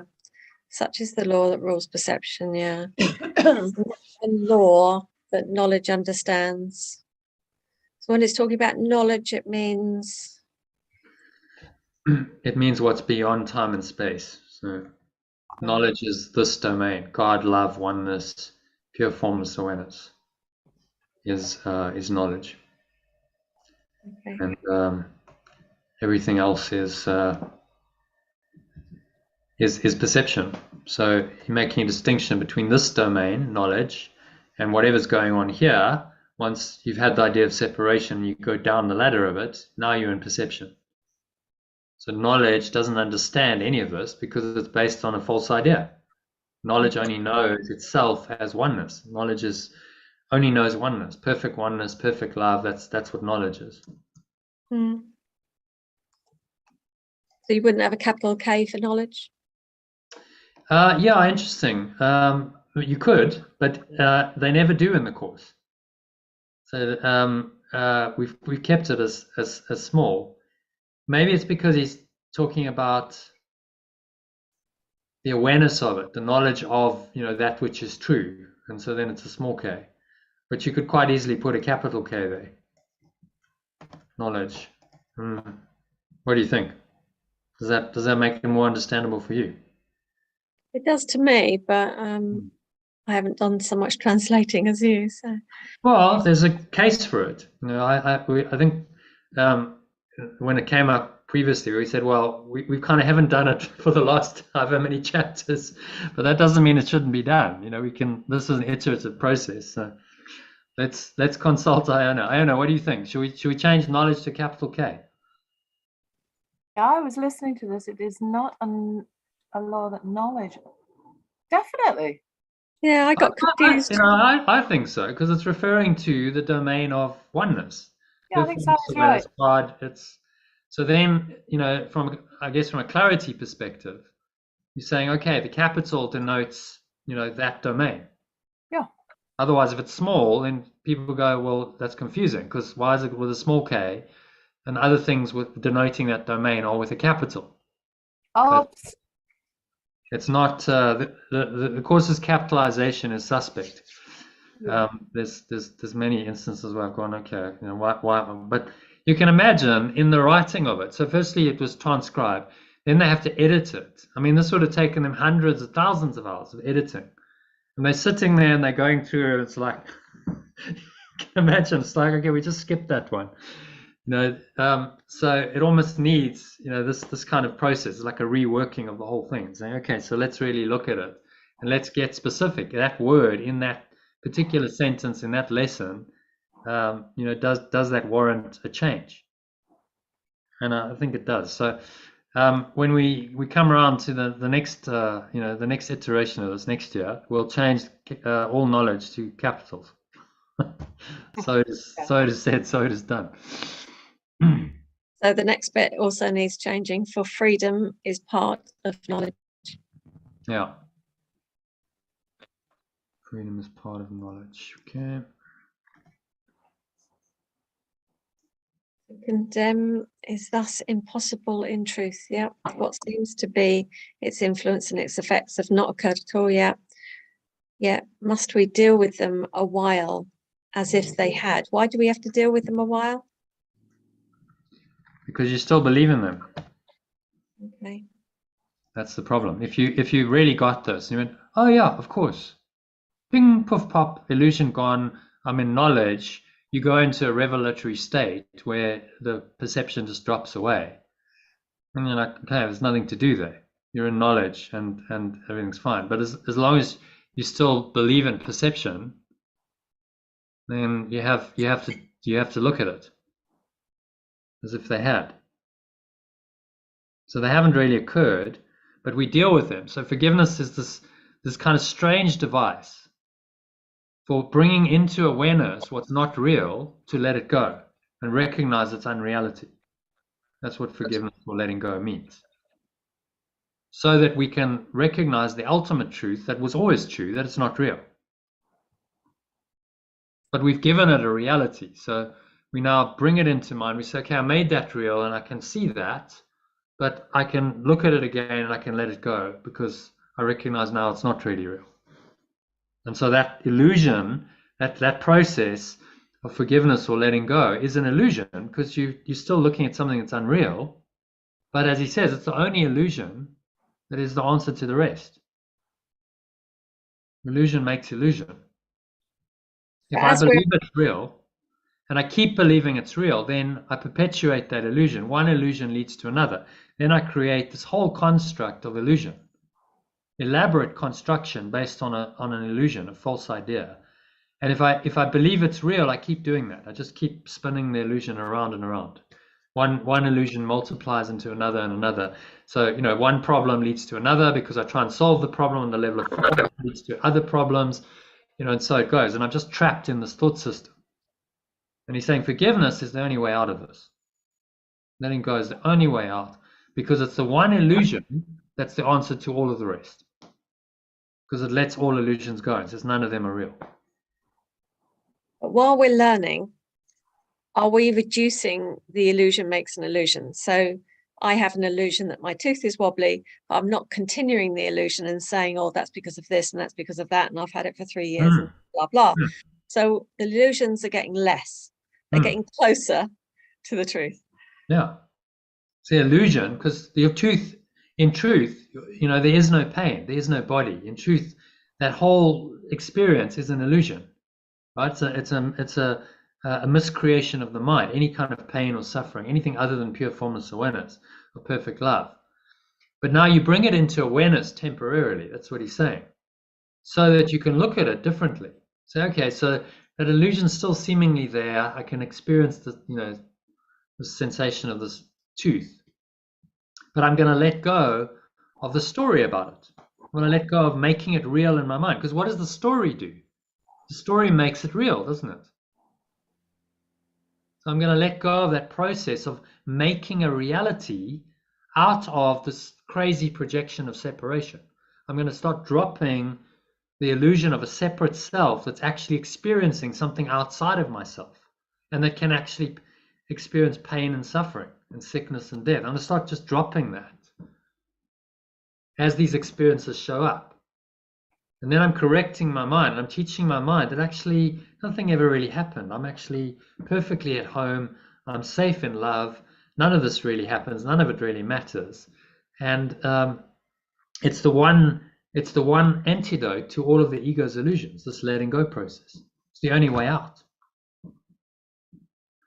Letting go is the one illusion, because it's still an illusion. You're dealing in perception. You're dealing with something that's not real. It's not really there, but it seems to be. So you bring it into awareness, and then you do the correction. You say, okay, but I'm going to let this go. I'm not going to believe in any of the thoughts and any of the emotions that underpin this. So if we look at our instrument for peace, the emotion, the thought, the belief, the desire to be a separate self that underpin the perception, I'm going to collapse all that. I'm going to recognize none of that's really true. That's why we need to look at it, you see. The one illusion, yes, we need to deal with it a while as if it had, because I need to become aware of this whole pattern. So the perception allows me, the misperception, the ego, whatever drama it is, allows me to do this and to collapse the emotion, thought, belief, and the fundamental desire to be separate. So it's necessary to go through the process. Otherwise, you metaphysically ghost over it. You just say, oh, it's all illusion, so I don't even need to look at it. That's called metaphysical ghosting, according to what David Hoffmeister's frame, or spiritual bypassing is another word for it. Because I'm not really wanting to go and actually look at it, experience the emotion, thought, belief, process it, deal with it, and then let it go. I'm not really wanting to do that. I'll just go, no, I don't really want to look at it, so it's all illusion anyway. And that's actually another defense mechanism to not look at it and bring it into awareness, and then do the process of releasing it, of letting it go. So it's a kind of a paradox. We have to look at what's not there to let it go, to be free of it. We have to look at what's not there because we believe it's there. It's kind of resident in our subconscious. So we bring the illusion into the light of awareness to bring it into full awareness, so we can then release it fully, and then it's gone. Otherwise, it's clearing, isn't it, Sally? Yeah. So it's like clearing all the foundations of it. So the perception hasn't got anything to sit on. Yeah, exactly. But that requires that you go through a process we call letting go or forgiveness to do it. Because if you don't do that, then it remains in the subconscious. The emotions, the thoughts, the beliefs, the desire to be a separate self all remain as layers underneath that perception. And if they're not looked at, it remains. You have to go in and you have to shine the light of your true awareness into that whole dark stacking, the stack of the ego. You have to shine it. So the perception is the start. So you actually need, this is the genius of Yeshua, saying you need these misperceptions. You need some of the difficulties and the pain and the challenges of the ego, because that makes you do the inquiry. Now you've got to look and you've got to see the emotion, thought, belief, and false desire underneath it, and then collapse it. And so the very thing that the ego is using to defend itself, the misperceptions and the projections, is now the thing that's going to undo it if it's used correctly. There's another little step in there for me that I tend to do, is like, I've been working on this tooth while we've been in the group, and then I'll just check it to see how it is. I'll just push on it to see if it still hurts.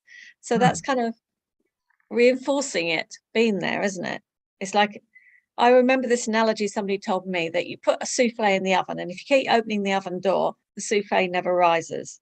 So it's like, in the opposite term, this perception will never go if I keep checking on it.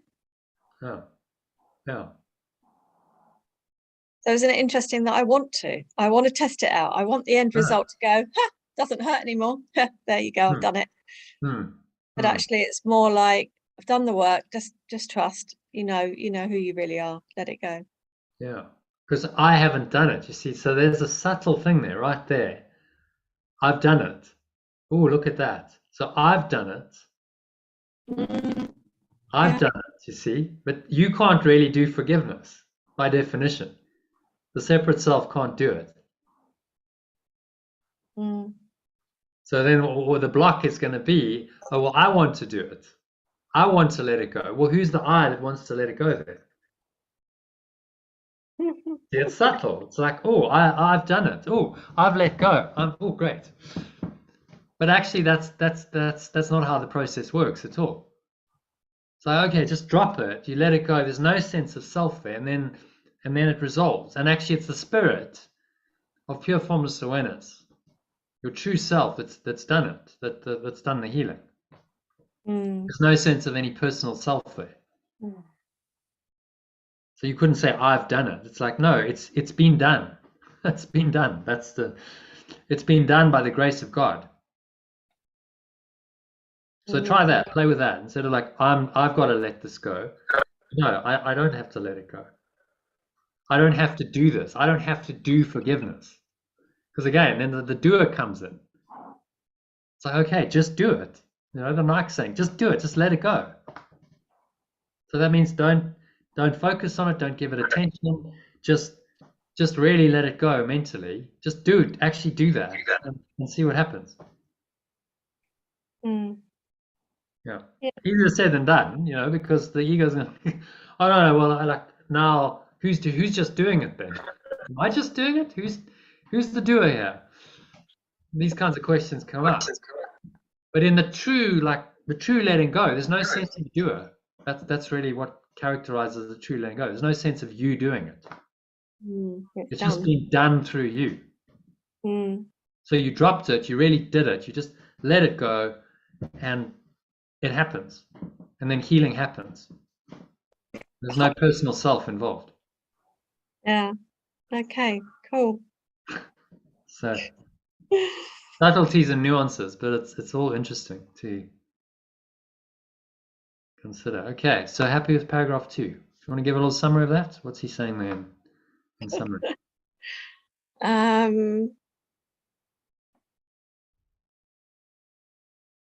Well, we're free already. You're not a prisoner.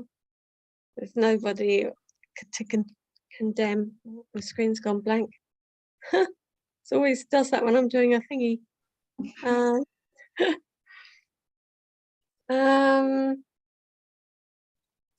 Yeah, the thing that interests me most is that they'll still be there a while, because I think in my illusion, I think they should disappear instantly when I've cleared on something. That's really interesting. And I like the idea of illusion makes illusion, the idea that we're undoing the illusion in stages and gradually.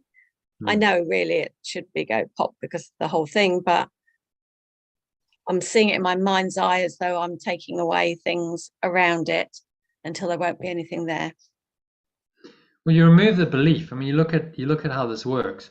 If you can really get to the core and you remove emotion, thought, belief, and any desire to be a separate self, while you're still here and you seem to have a body and you're in time and space, perception continues, because that's just how it's wired up. It's like a hardwired program, very deep seated. But none of this needs to happen. You don't need to engage in any of this. But then it's clear perception. It's like, okay, I'm still perceiving, these things and people and places and events in this seeming world, but none of it, it doesn't have any power to move me and affect me. And so this is what he's saying. Now these things will continue to seem to happen as long as you have a body. and you have sense perceptions, you'll have the domain of perception going on.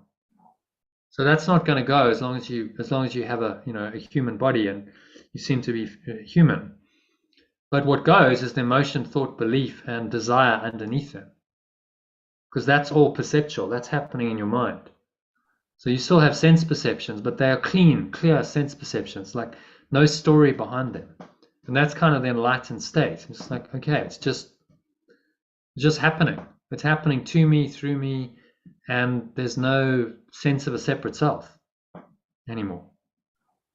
Just an experience, just perception happening, and it arises and it passes away.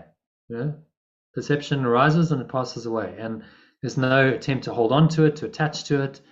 I'm able to just release that. Then there's no separate sense of self anymore, and then you're done. If you really can live that way, there's nothing to hold you here. When you lay the body aside, finally, the ego's undone, and there's no need to come back and experience perception again, because you learned the lesson.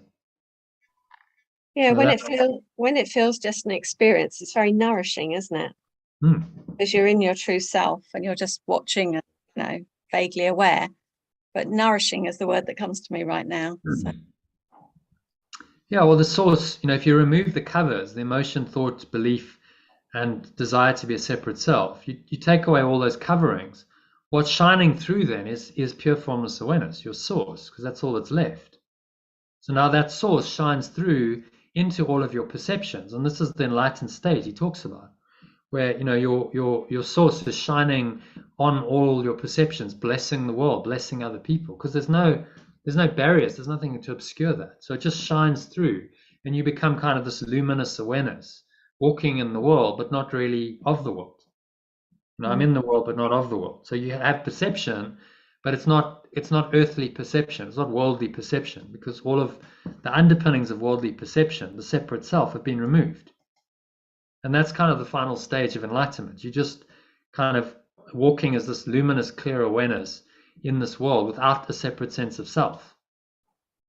It's just the source kind of perceiving through you, and there's no suffering then. It's actually quite beautiful. Perception is healed. Perception is whole, healed, true perception, we call it. And that's the final stage, which then is the precursor to knowledge. Because that enlightened perception will then lead automatically at some point to knowledge, where all of perception just disappears, and you're back in the pure formless awareness of perfect love, and that's all there is. And then the body's laid aside, the body doesn't go with you there, and you're just rooted in that awareness. But he's saying it's a Course in Miracles, because he's saying, well, change your perception. While you're here, you're going to have to deal with perception. So let's start correcting your perception and making your perception as clean and true as possible while you're here.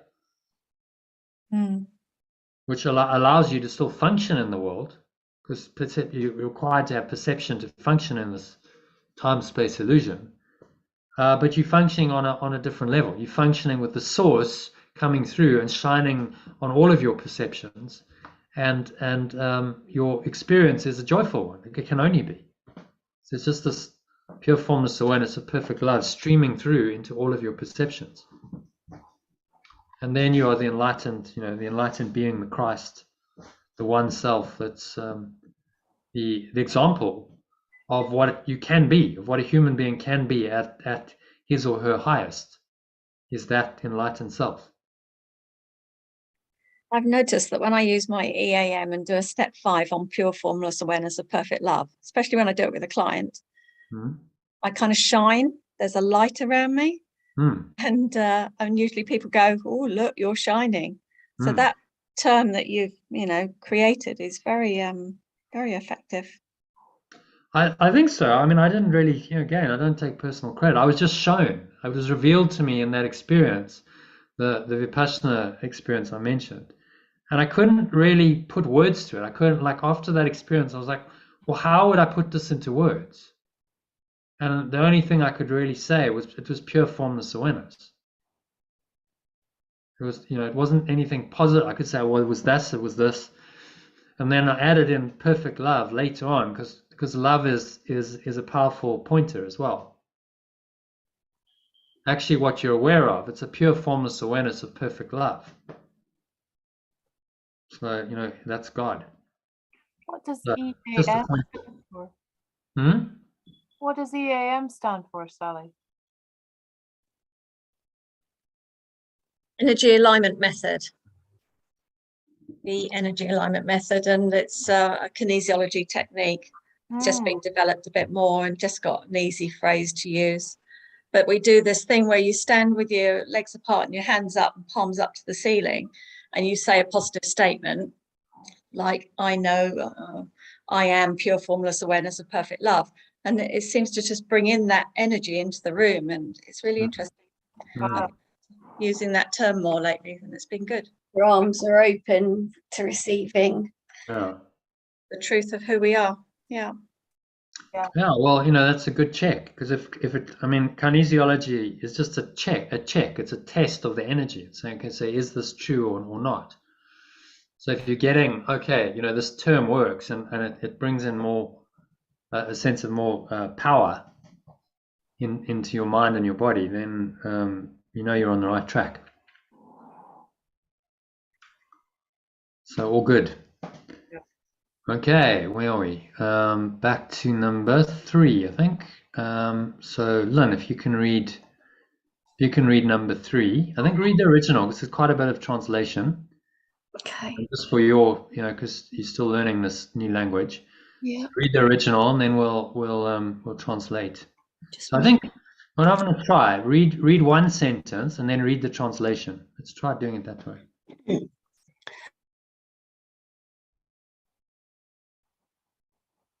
Forgive, though it is itself a dream, it breeds no others. Okay, Let so go. Translation. All are self a dream, it breeds no others.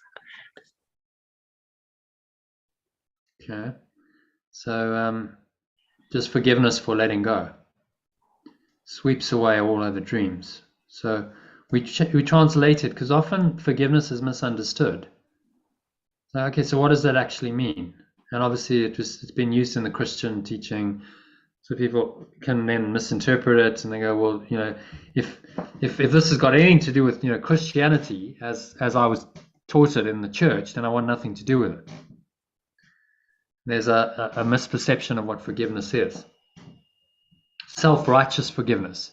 You know, I forgive you because I should, because I'm a, you know, a good Christian, but actually you're wrong and you're sinful. But I forgive you. It's self-righteous forgiveness. It's not really forgiveness at all.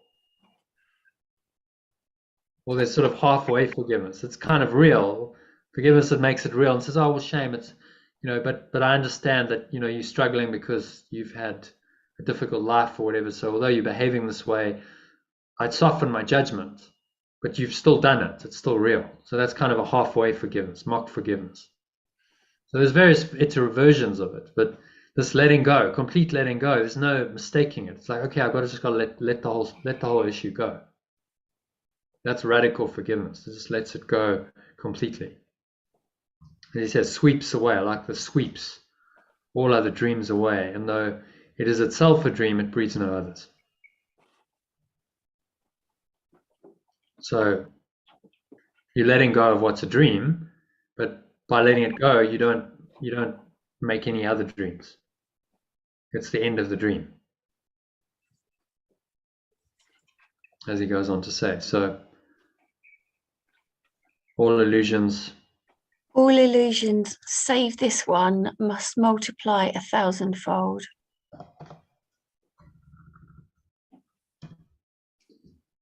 except this one, we'll say. That's what he means. Multiply. I think 1,000-fold should be like that, shouldn't it? Yeah. 1,000-fold. Yeah? Because an illusion demands more illusions. So what we've engaged in is false thinking, and one illusion seems to justify another, and we make it all real. Think of our medical system. Oh, that's really happened. That's really real. You've really got cancer, or you've really got whatever. Okay, so now we'll create a whole system to try and address all of that when it's not real, but the whole system makes it real. So it spins 1,000 illusions. One illusion spins 1,000 more. Now we have systems to deal with illusions, illusory systems to deal with illusions, and around we go. And there's no real solution there, except the letting go. Cuts through all of it and says, no, it's not real. If someone really lets go of the mental, emotional reason for their cancer, they're going to heal from the cancer, and none of the other stuff is necessary. So all illusions except this one must multiply 1,000-fold. And then you go down a whole track of, you've made the illusion real, and now you've got to have chemotherapy and radiotherapy and doctors, and a whole system feeds off that illusion.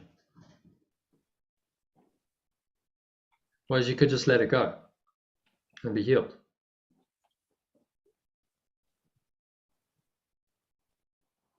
But the illusion doesn't want you to see that. So the ego has huge resistance to this because it's the end. It's the end of the dream. As he says, forgiveness or letting go. Do you want to read from number 4? Letting go is the end of dreams because it is a dream of waking. It is not itself the truth. Read here. Forgiveness, from where 4 again, or 6. 6. Yet does it point to where the truth must be and gives direction with the certainty of God himself. It is a dream in which the Son of God awakens to his self and his Father, knowing they are one. Okay, so translate those. You read from number 6 in the translation.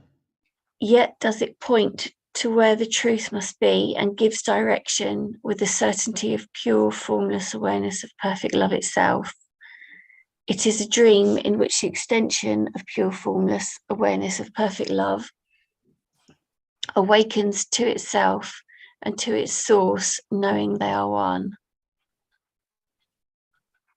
Yeah, so the translations, as opposed to God himself, Son of God, Father, we've just changed God to pure formless awareness of perfect love, or perfect love. So if there's already an of, then we just make it perfect love, because certainty of pure formless awareness of perfect love is a bit cumbersome. So certainty of perfect love itself, dream in which the extension, so the Son of God is the extension of this presence of love, extension of perfect love, which is you, awakens to itself, its true identity, and to its source, which is this pure formless awareness of perfect love, knowing they are one. Right? So the self-concept, higher self-concept, the Christ, capital self, Christ, it's another name for it, is really one with its source. That self-concept brings in the pure formless awareness of perfect love into your experience. And so they are one. The experience of it and the self are actually the same in truth. True self is the same as the experience. So in the end, God is just the experience, pure formless awareness of perfect love, that experience. And the Christ, which delivers you to God, is the self-concept that will allow you to experience that. Does that make sense?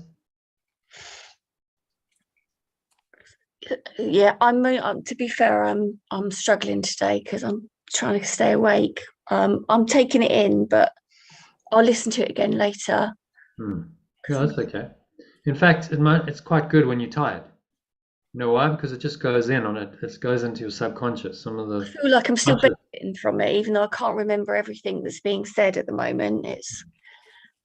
I do feel like I'm benefiting from it still. Yeah, you don't have to, because it's going in on a different level. Yeah. So it's like reprogramming, and you can't necessarily say it all, but it's going in and reprogramming the operating system, which is why this is powerful. And then you go, well, I at the end of the session, I couldn't necessarily explain all of this, but there's something that's shifted, and there's a deeper knowing, maybe. Yeah, and I know that's happening for sure. Yeah. So that's the level that this works at. So it's fine. Okay, so any thoughts about this?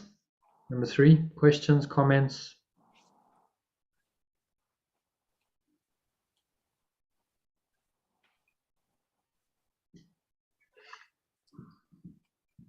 So if somebody was, say, had cancer and they let go of the beliefs of that, and then in the happy dream, then they are back to their full fit self. Still doing it in the illusion, aren't you? Still doing it in the dream. Yeah, well, too often people think healing is just the healing of the body. So I just want to heal. So the mindset of the allopathic medicine establishment is, right, we want to heal the body. Okay, so to heal the body, we've got to kill the cancer cells. Okay, logic, right? Cancer cells, they're the problem, so let's kill them, and then the body will be healed. Meantime, they're poisoning the body in the process in order to seemingly keep the body alive, and that's not the cleverest way of doing it at all. In fact, it's a very harmful way of doing it, and it doesn't work particularly well. Most people die of the treatment, the chemo or the radiotherapy or whatever. It kills them rather than the actual cancer. And of course, the medical industry's made a huge profit in the process. So to be cynical, you go, well, your system doesn't really work, but you take a whole lot of money at the end of people's lives out of their accounts, you suck it into your system, and then 95% of people die anyway. Why would you even bother with a system like that? So the true healing would be heal the mind. Okay, so why do you really have the cancer? It's a dis-ease in the mind. That's the problem. So let's go and look at the real cause, which is on a mind level. And if you can really help that person to do deep healing, then the symptoms, which is the physical cancer, might disappear. Or not. Maybe they'll die anyway, but at least they'll have done the healing. They've learned something at the end of their life, haven't they? There's been a healing process, and that's going to stand them in good stead for their next one. They didn't just experience this horrific, barbaric chemo, and they're just suffering and they die, and then there was no real change. They just suffered a lot in their last 6 months or year of life. Tremendous physical suffering, and no real shift. If they don't really let go, then there's no real transformation in the mind. They haven't really learned anything. They're still attached to the body. And Anita Majani's experience is her book's a great one to read, because she went through all of that. She did the normal thing, and it didn't work. She was ready to die. And what worked was a profound spiritual transformation, where she went and had the near-death experience, realized in that near-death experience what she'd done. She saw her whole life and how she'd lived, and it was so clear to her, how the ego had worked, and she came to an awareness of who she really was in that 30 hours in the coma, and that's what healed her. Her true self-awareness. There was no need then anymore for the cancer, so the cancer cleared up in 5 weeks. Even though it was really severe. They'd say that's impossible. Your organs are in shutting down. There's no way back from that extreme of the body degrading, and yet there was, because her self-concept changed profoundly, and that, because the mind's in charge of the body, that then led the mind to heal the body. The cancer was no longer necessary, and so it was healed. Doing the work without expectation. So doing the work to heal the beliefs and emotions that have created the cancer, but with not an expectation to heal the cancer particularly. Yeah. Because if you really get it, you say, I'm not really a body anyway. So why am I trying to preserve a body that's going to die anyway? Whether I die now or in 5 or 10 or 20 years, does it really matter? No, it doesn't really matter. Body's going to die anyway. I'm just prolonging the dream. That's all I'm doing. If I really get to true awareness, I go, what? Yeah, absolutely. I want to go to pure formless awareness. Why would I want to stay around in a sick body? Anita Majani, she was still fairly young. She was like, why would I want to hang on to this? She just saw the sick, diseased body, and she's like, why do I want to go back to that? That's just crazy. This pure formless awareness of perfect love is so beautiful. I just want to stay here. And her father convinced her to go back, because he said, you still have lessons to learn and work to do. So you can be a useful agent of this awareness now in the world. Your experience can be helpful to other people. So that's why she chose to go back. But if she'd chosen to remain in pure formless awareness of perfect love, that wouldn't have been a crime. That's just her home. Somebody like, well, okay, fine. You just went home. She might just, she hadn't maybe fully resolved her guilt and the ego, so she might have then had to come back and have another life. Whereas maybe by staying, she's going to be able to process that realization, really learn, undo it, and maybe this is her last trip, and that's it. She's done once she leaves. So one doesn't know, but it's always about the healing of the mind, not of the body. Yeah. And if that's a inverse, then the system is egoic, because it's trying to heal the body and not the mind.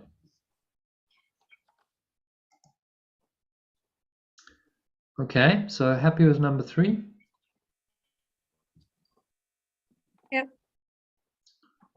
Moving swiftly on then to number 4.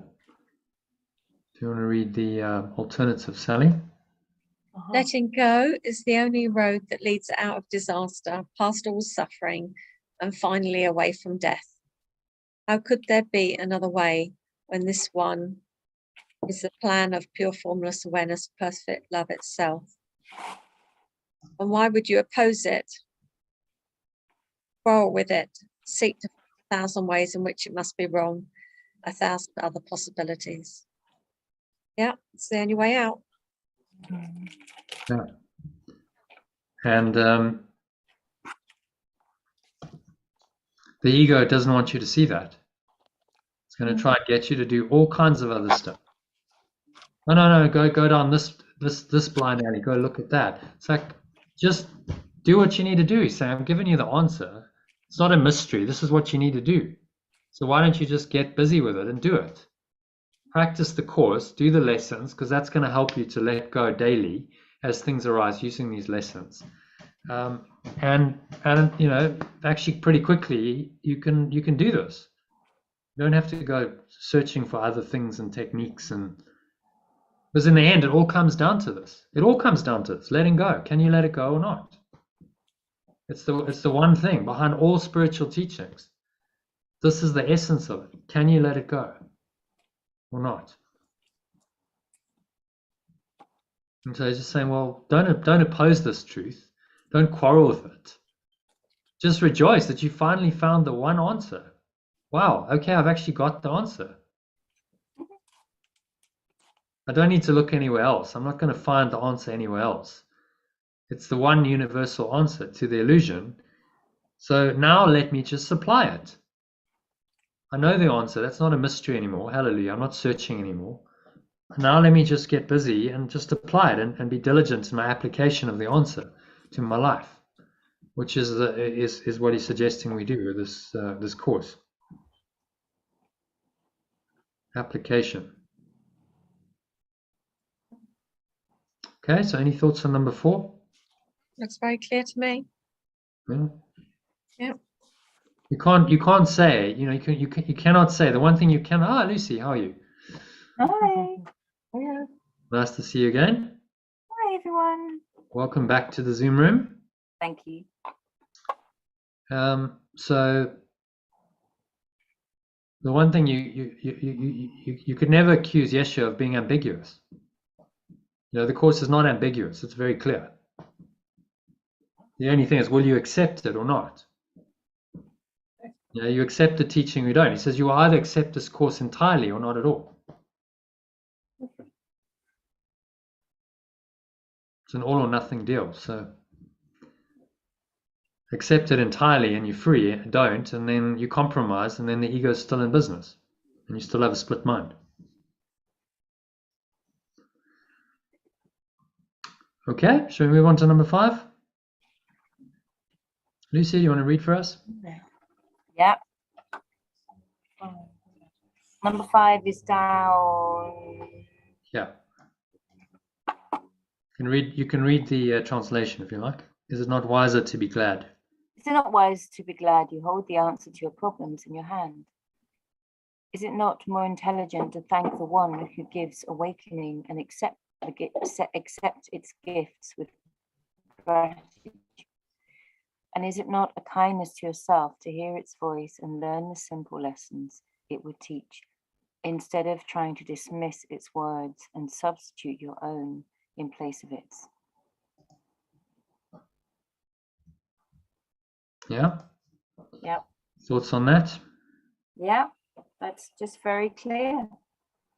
Just choose the one. Simple. Accept gifts. Choose the one. Have a nice life. Yeah. Have a happy dream and then go home. Yeah. Yeah. Exactly. Short summary of what he's suggesting we do. Trying to dismiss its words and substitute your own in place of its. Interesting. So we're translating, aren't we? But what he means here is you're trying to change the meaning. And bargain with God and change it into what you like. Yeah. Sort of twist it and go, well, actually, he's not saying what he's saying. I'm gonna interpret it as something else. And I've seen people doing that. I had a conversation with a guy who studied A Course in Miracles, an Advaita, and he was saying, no, well, you can have the illusion and you can have the truth, and you can have both, and they can kind of operate in parallel. You don't have to choose. And I'm going, you can't do that. You can't do it. You think you can. He's fudging it. He's trying to compromise and allow his ego to continue. But in truth, you can't. Your mind is still split, and there will be no healing until you resolve that split and you make a decision one way or another for the illusion or the truth. And he said, well, that's too absolutist. I want to play in the dream. He was into Tantra. I want to play in the dream with Tantra, and this absolutist, oneness is too much for me. It freaked me out. So he's gone into a Tantra belief because that suits his ego better, because he couldn't handle the truth. It ends up becoming a tantrum. A tantrum. A tantra. Well, it ends up just becoming justifying illusion. You're just using that whole teaching to justify the illusion you want to be true, and so then it's true for you because you want to believe it. Yeah. But you're denying. In order to do that, you have to deny the truth of absolute oneness, because now the illusion and the truth both seem to be true. So how do you choose between them then, if they're both true? See, so what basis for accurate decision making do you really have then? Well, that's true, and that's also true, even though they seem to contradict each other. And I don't really need to choose because I can have both, but they contradict each other. So it's as valid, if you want to boil it down to a practical example, murder or miracles. It's as valid to want to attack someone and kill them as it is to love them and forgive them, according to that insane thought system, because there's no basis for choice. They're both equally true. The illusion and the truth are both true. So murder and attack and love, forgiveness and love are equal then. It's all God. It's all God. So whether I murder someone and attack them, or I forgive them and I love them, it's all God. So it's all okay. So I could just do whatever I want. Did you see where that thought system leads you? It's actually leads you nowhere, into a compromised mush where there's no clear guidance. Okay, well then I may as well do that, or I may as well do that, and they're equally valid. Whereas, choosing and saying, no, one is true and one is false allows you to choose in any situation. No, I won't go and kill someone and attack them and condemn them, because that's not correct. It's a false thought system.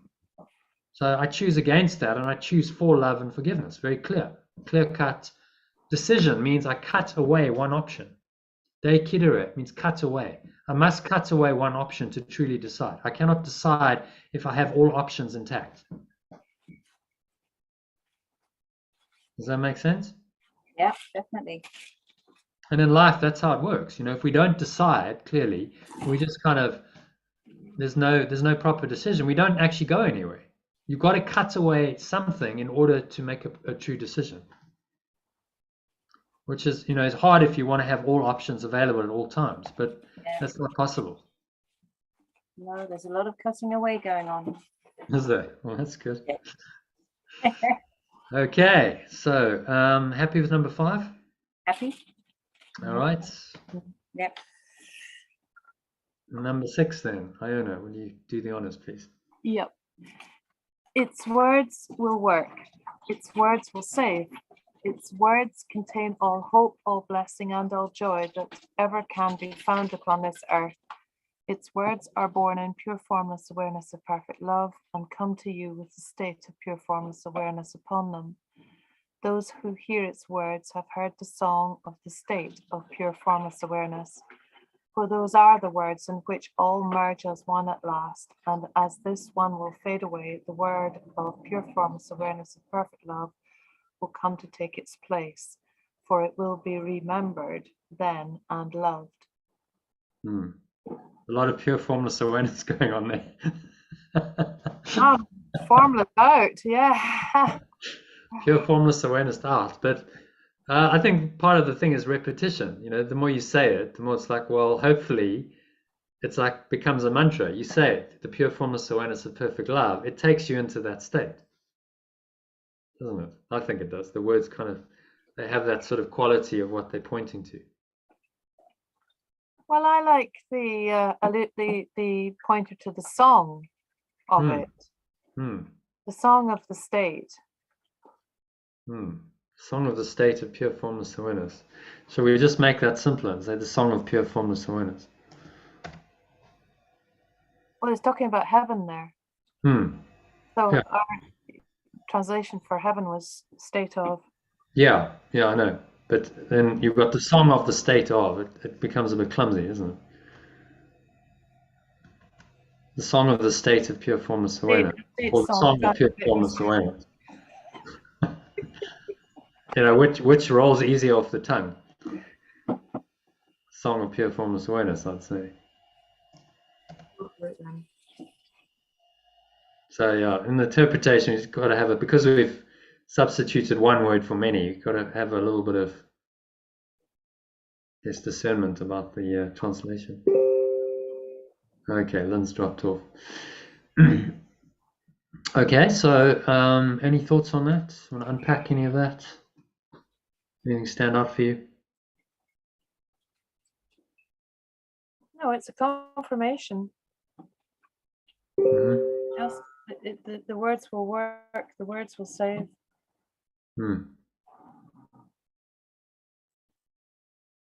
These are the words in which all merge as one at last. Yeah. And so we change the word to the message. The message, its message will work, its message will save. These are the messages. These are the messages. Which all merge.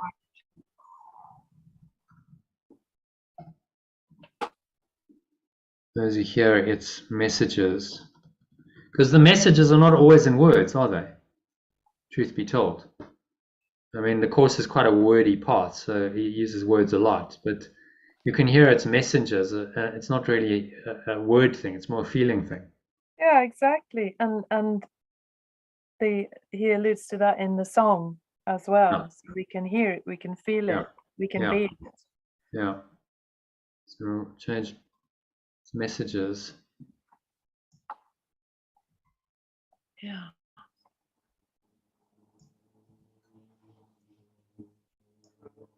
Messages will work, its messages will save. Do you want to read it again from the top with messages? Its messages will work, its messages will save, its messages contain all hope, all blessing, and all joy that ever can be found upon this earth. There is nowhere else to go, really.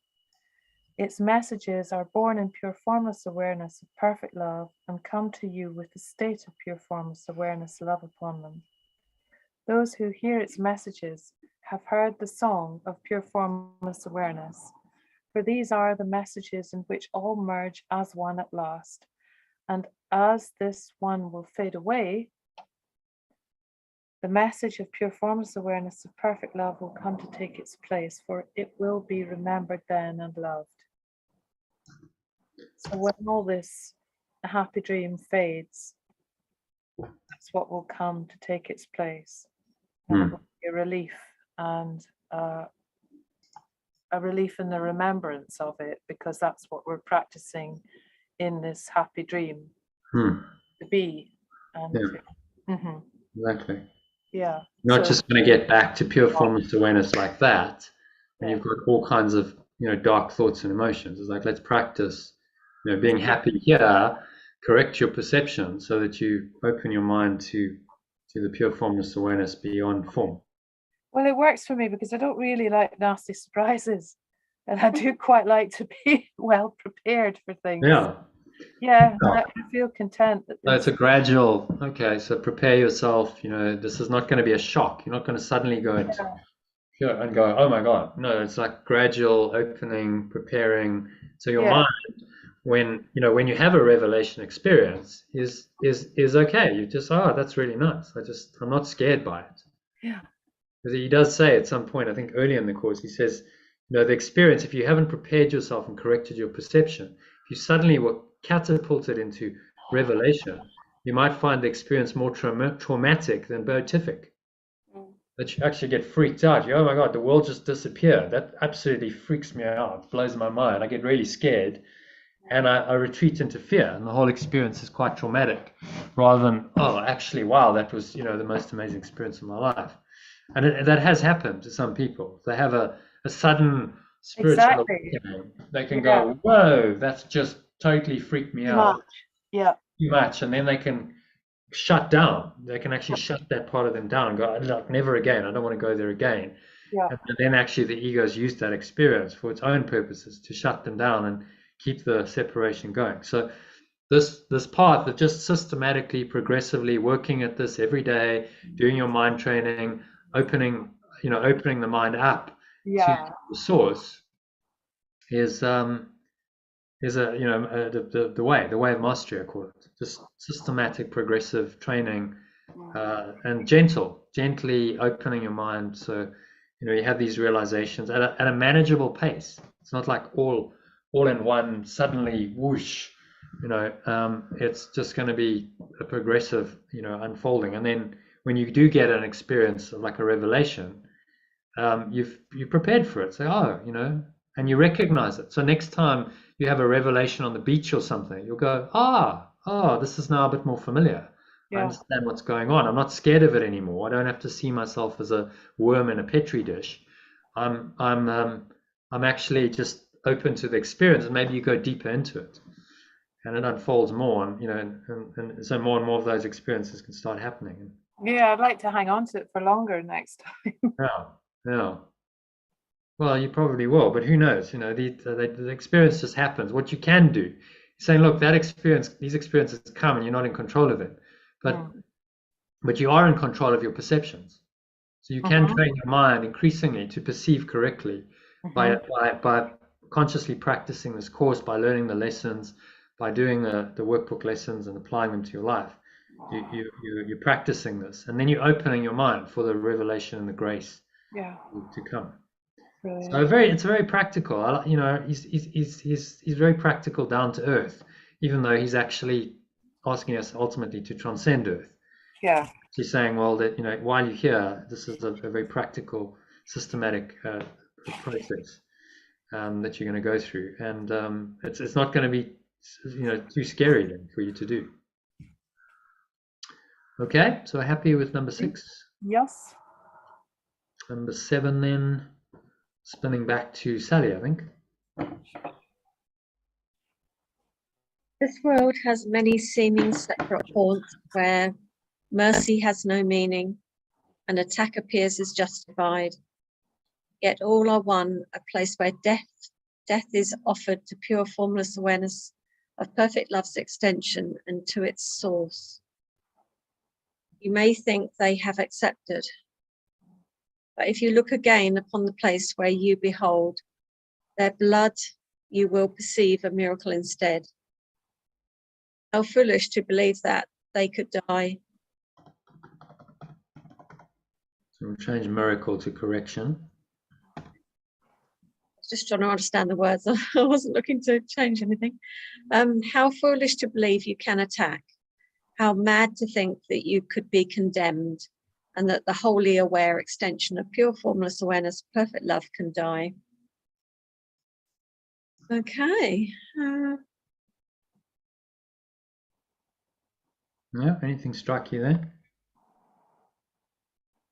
Attack appears as justified. Yeah. This is always the ego's story. It's trying to justify attack and condemnation. Yet all are one, a place where death is offered to the extension of pure formless awareness of perfect love and to its source. So that's what's going on here. It's just a place where death is offered to eternal life. Completely insane. I didn't quite get the bit where it says you may think they have accepted. Mm-hmm. So who are we where talking death about? is offered. So he's talking about pure formless awareness of perfect love's extension and its source.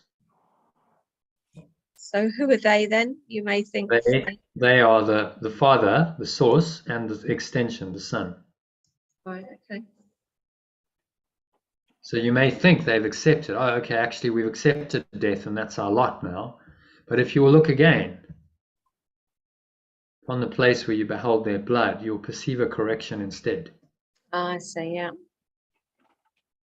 And Yeah. that's quite a nice translation, a miracle. You perceive a correction. You're not going to believe in death anymore because you're going to see how foolish it was to believe that they could die. How foolish to believe you can attack. How mad to think that you could be condemned and that the wholly aware extension of perfect love can die. Okay, so you're living the illusion, but you've got a different mindset and you're clear that you're not going to die. Yeah. You just don't believe in death anymore because your mind cannot die. So why you don't believe in it anymore? The body can die, but then the body was never real anyway.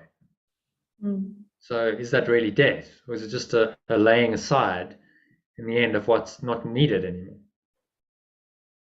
If I let go of the body and I don't need it anymore, is that really death? Or have I just transcended? Yeah, so the caterpillar dies for the butterfly to be born. But is that really death? Is it really death? Not really. Transformation. It's a transformation. So in the same way, I've let go of the body, the caterpillar. I'm now in the pure formless awareness, just of mind, and the transformation is complete. Now that's not really death at all. The caterpillar seems to go, but actually I was never the caterpillar at all. The caterpillar was just a shell. Yeah, nice. Yeah. Comforting. Any other thoughts about that? Can you summarize it for us? Saying. In my mind, it would be you just change your mind, and that's the end of it, really. Simplified to the nth degree. Well, he's just saying. I mean, the key message here is there's no death. That's really what he's saying. You may believe that death is offered here, but look again, and you will see that death is an illusion. It's just a dream. Yeah. How could you really believe that eternal life can die? How's that possible? The source of life itself and its extension. Yeah, believing that love could die is ridiculous. Yeah. I'll tell you what we'll do. Well, we can change this. Is it offered to pure formless awareness of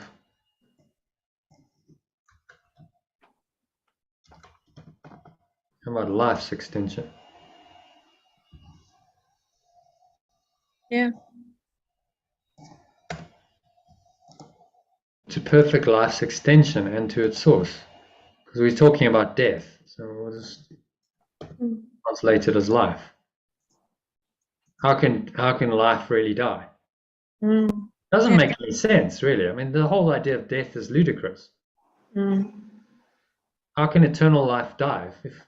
If God created life eternally, then how's death possible? And the only way of answering that is that it's not possible. And then when you let go of the idea of death, all the fear goes with it, doesn't it? And all the layers of fear. Yeah.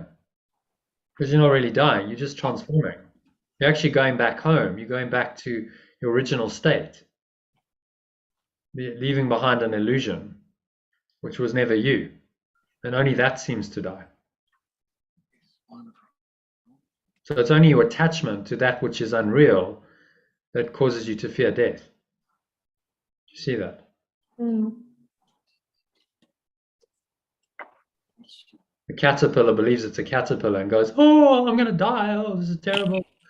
But you were never the caterpillar. You're always the butterfly. Mm. So the caterpillar has to die in order for the true self of the butterfly to be revealed. Okay, happy with that? No, there is no death. Number 8, I think it's Lucy again.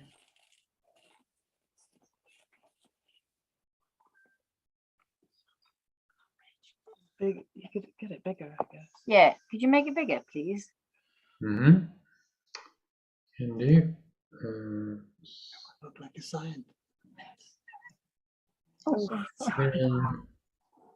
Make it 100. There we go. Is that better? yeah, a bit more would be good because then it would fill the thingy. Okay.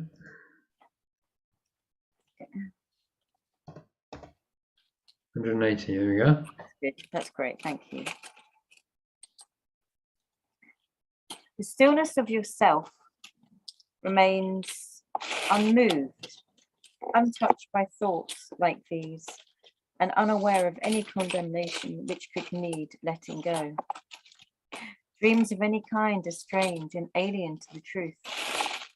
And what but truth could have a thought which builds a bridge to it that brings illusion to the other side? So what I understand by that is that it's obvious, you know, what is the truth and what is illusion. And the truth will just illuminate illusion as illusion. And there'll be no question about it. It's like, well, you know, you have dreams, that's okay, but it's not. It's not. So there's no letting go needed because everything is already, the world is gone. Therefore, what you're left with, what remains is truth. And then it just you see reality for what it is. You see the illusion for what it is. Simple. Yeah, ultimately there's no forgiveness is not necessary if your mind is corrected. Yeah. It's only necessary when your mind is deluded and still believes in illusions. So he's just pointing that out. Yeah. We make that a capital I think. What about truth? So this is another one. Do we make truth a capital T? I don't know. What do you think, Iona? I don't have a strong feeling. Well, we just had a conversation about knowledge. I think it was before you arrived. We made knowledge a capital K. It must have a capital T. Truth's another thing, pointing to the same thing. I'm okay either way, to be honest. I'm not that bothered. I quite like the fact that it's just sort of like everything else. It's true. Truth is truth, regardless of whether it's got a big T or a small And T. truth could have a thought. So the thought is capitalized, but not the truth that has the thought. Isn't that interesting? I mean, surely if you're going to be consistent, you should go, well, how can the truth that's having the thought not have a capital, but its thought has it? Yeah. See what I mean? It's a bit funny, isn't it? It should be the other way around, I suppose. The truth could have a thought. Why is thought in capital then? Oh, because the truth is the thought of that's coming from a true mind, coming from pure formless awareness. The truth is the direct pointer to that. Truth could have a thought. Well, the truth is that awareness. Yeah. So why does truth have a thought? Why does truth have a big T then? Exactly. You know, that's the question, isn't it? That is the question. Yeah. And really, if you're going to be consistent, you should make it a big T. We've had this discussion as well before, and we kept it as small. But we'll change it. What do you think? Given we changed knowledge. Yeah, why not? I mean, I'm not massively bothered. Really. It's like, no, it's just a pointer. I mean, so what you're trying to do with the translation is eliminate confusion. Eliminate areas where it's, oh, well, why is that a small t and why is that a capital T? I mean, in my mind, there's no confusion, but in my mind, it's the truth is the truth. I don't really see the cap, but so it's a kind of, it's not. Yeah, I mean, in the end, the caps don't really matter. The word's just a pointer. But if you're going to use words as pointers, try and make them as accurate as possible. That's really the idea. So they are good pointers to, and there's no confusion. They don't cause unnecessary confusion. So shall we keep it as capital T? Lovely. Okay. The truth could have a thought which builds a bridge to it, you see. So then the it also capitalized because it's referring to the same thing. Because they were small. So he's mixing there's level confusion going on because truth, small, so that indicates something that's not of pure formless awareness, not of God. It also, but the thought is now capitalized. That's massively confusing. So which level are we talking about? Because cap should refer to the higher level, the truth level. Right. Small should refer to the lower level, consistently. Exactly. That's what they're there for. So then he is messing around with it in order that we. Well, no, this is the translation. This is their. Remember, this was transcribed to Helen. So in the transcription, Yeshua didn't say, presumably, but what but truth, capital T, could have a capital T thought? He wouldn't have done that. He just would have done it as a free flow. They would have transcribed it, and then they edited it and tried to figure out what should be capitalized and what shouldn't be. Yeah. So it was in the editing that things went a bit awry with the capitalization. Because that should, really to be consistent, that should be a capital.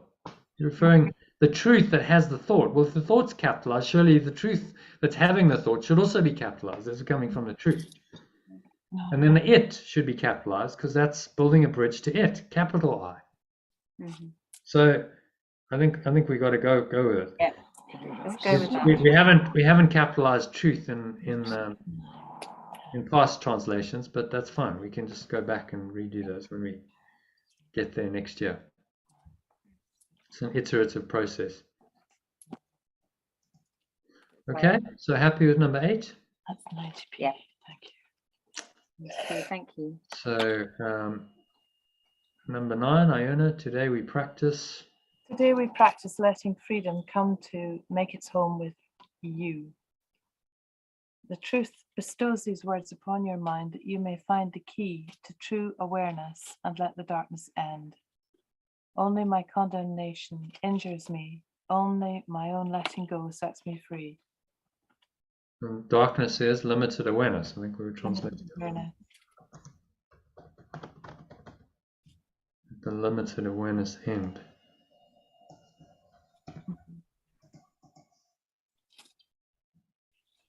Only my condemnation injures me. Only my own letting go sets me free.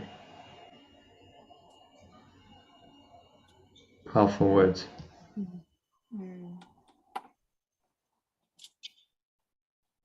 Okay. Continue. Do not forget today that there can be no form of suffering that fails to hide an unletting go thought. Nor can there be a form of pain letting go cannot heal. So this is the answer: to forgive, to let go. There's nothing beyond our power of letting go that won't be healed, uncovered, turned towards the light. I think we need to just change that to, so that just translates from an unforgiving thought. So a thought that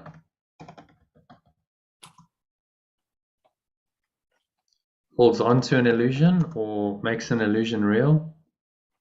Holds onto an illusion. Unletting go. Holds on to I'd have thought that.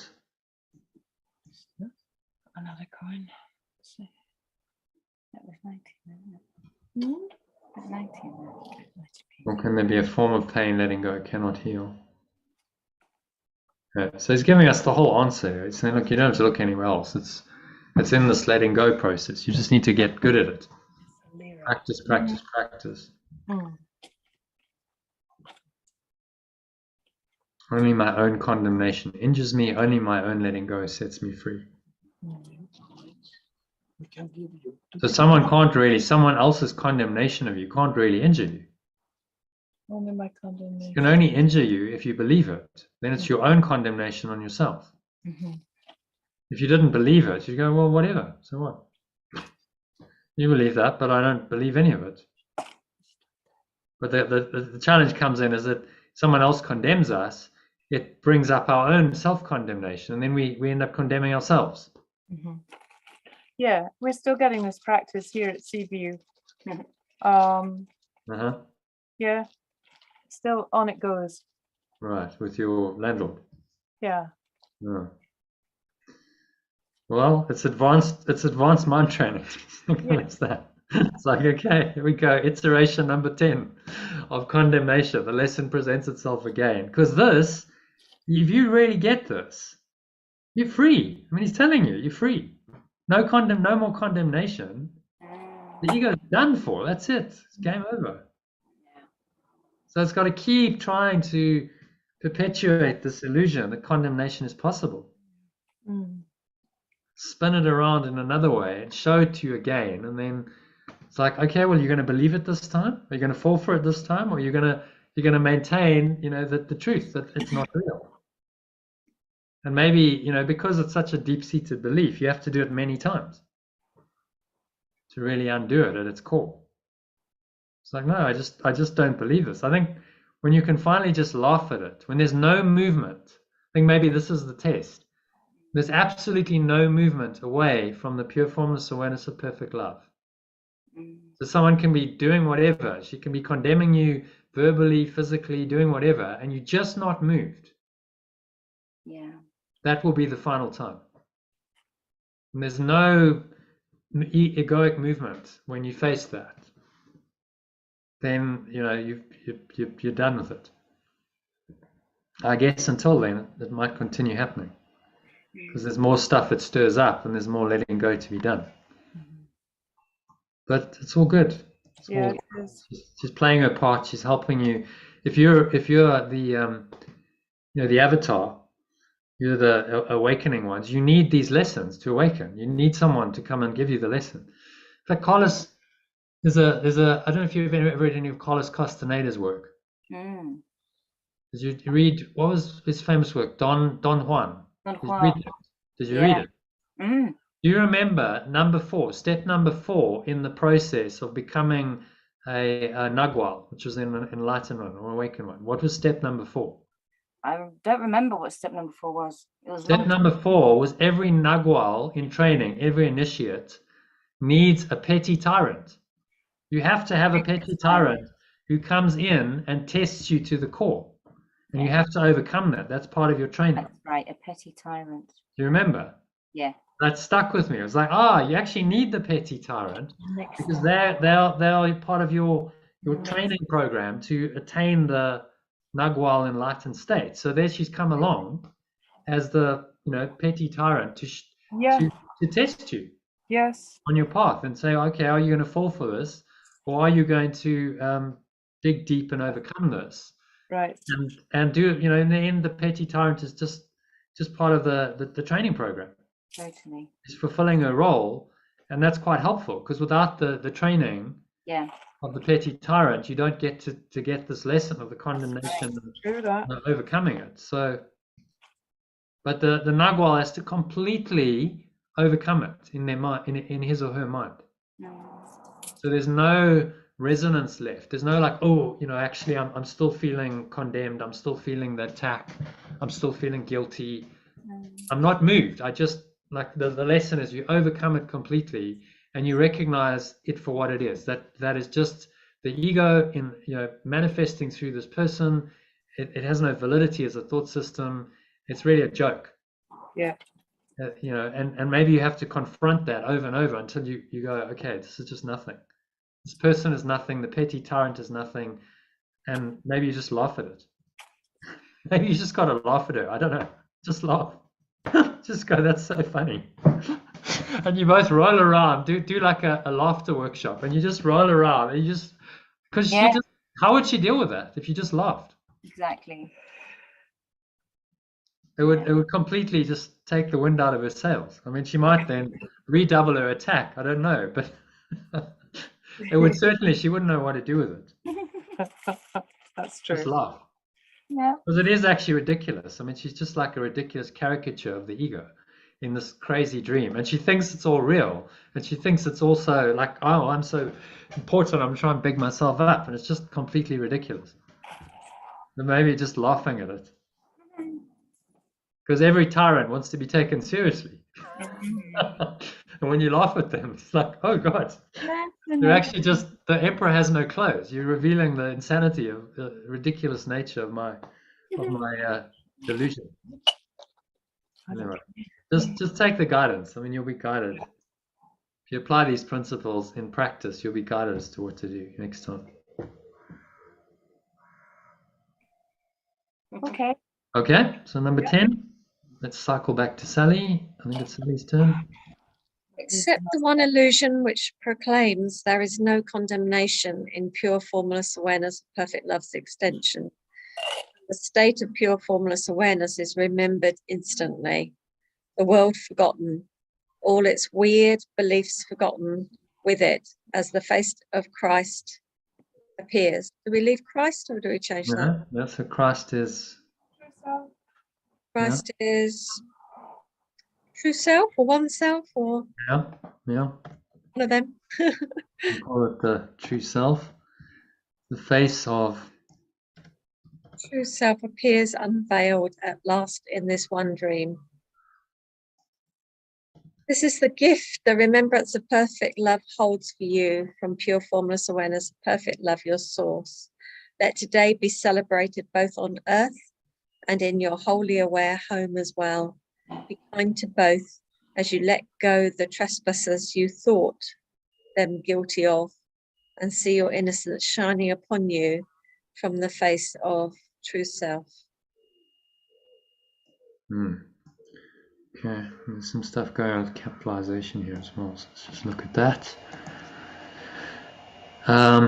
So let today be celebrated both on earth and in your wholly aware home as well. So that should really be capital home, because he's talking about, again, this transcendent dimension. Be kind to both. Okay, so now that's really confusing. Do you get that? Yeah, with a Why is it capitalized earth? Earth is not capitalized, that's an illusion. Be kind to both, because he's referring here, unless I'm misinterpreting this, he's referring here to let today be celebrated both on earth and in your wholly aware home as well. Be kind to both. Okay, so he doesn't they don't capitalize home, which is referring directly to the transcendent dimension. They don't capitalize that. That's small, but then they capitalize both, which is incorporating that, and now an illusion. It's like they got it wrong. That should be small.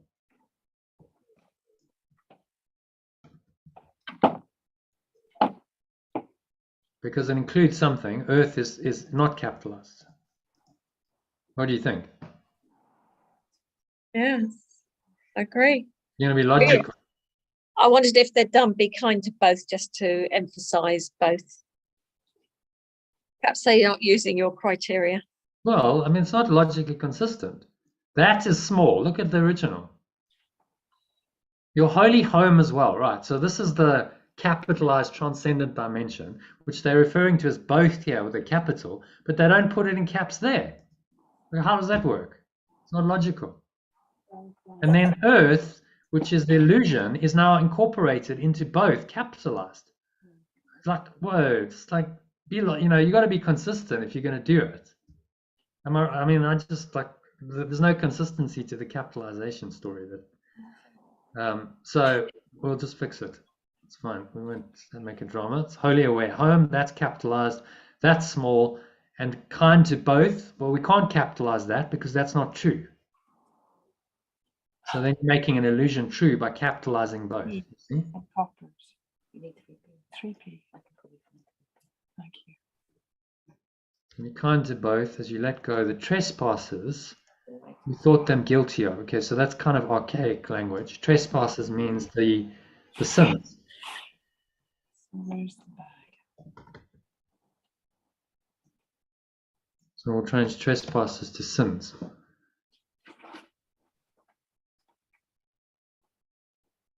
And see your innocence shining upon you from the face of your true self. And face, we could change face to identity. I quite like that. I think that's more powerful. What do you think? Identity of your true self? Yeah, it's good for me. Rather than face. I mean, he's using an analogy. It's like the face revealing itself. It's been veiled. And then you take away the veil, and now the face, it's got an analogy in the physical world. I think that's what he's doing. But I think using identity is more powerful than using face. Capitalized. Okay, do you want to read that from the top? There's quite a bit going on there, so let's make sure that's okay. The one illusion which proclaims there is no condemnation in pure formless awareness of perfect love's extension, and the state of pure formless awareness is remembered instantly, the world forgotten, all its weird beliefs forgotten with it, as the identity of your true self appears unveiled at last in this one dream.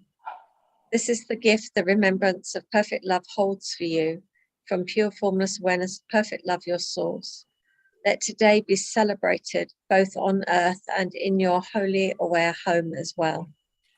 Be kind to both as you let go the sins you thought them guilty of, and see your innocence shining upon you from the identity of your true self. I like that. And the them, okay, they've capitalized them. Them's got a kettle. I Yeah. know. So he's thinking them is the earth and the wholly aware home. Because that's what he's referring to, both them, yeah? Yeah. So earth is guilty of sins, and so is heaven, home, your home as well. Kind to both, you let go the sins you thought them guilty of. Maybe we can change them to something else.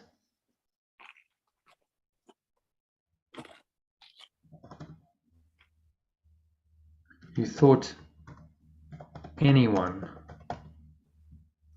I think that's more powerful, don't you? Because them refers to earth and heaven, which are kind of abstract. You don't really think the earth sins, you think people sin. You let go of the sins you thought anyone was guilty of. Anyone, including yourself. So we make that very clear.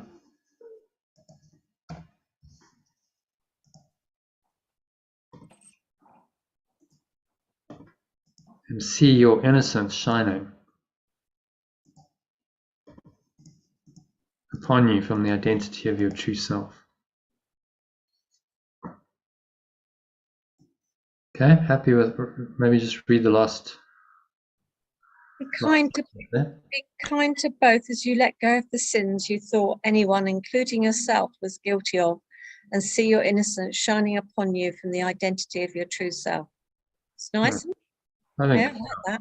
It's clearer than the original, I think. Yeah. Kind to both as you forgive the trespasses you thought them guilty of, and see your innocence. I mean, it's okay. Be kind to earth and heaven.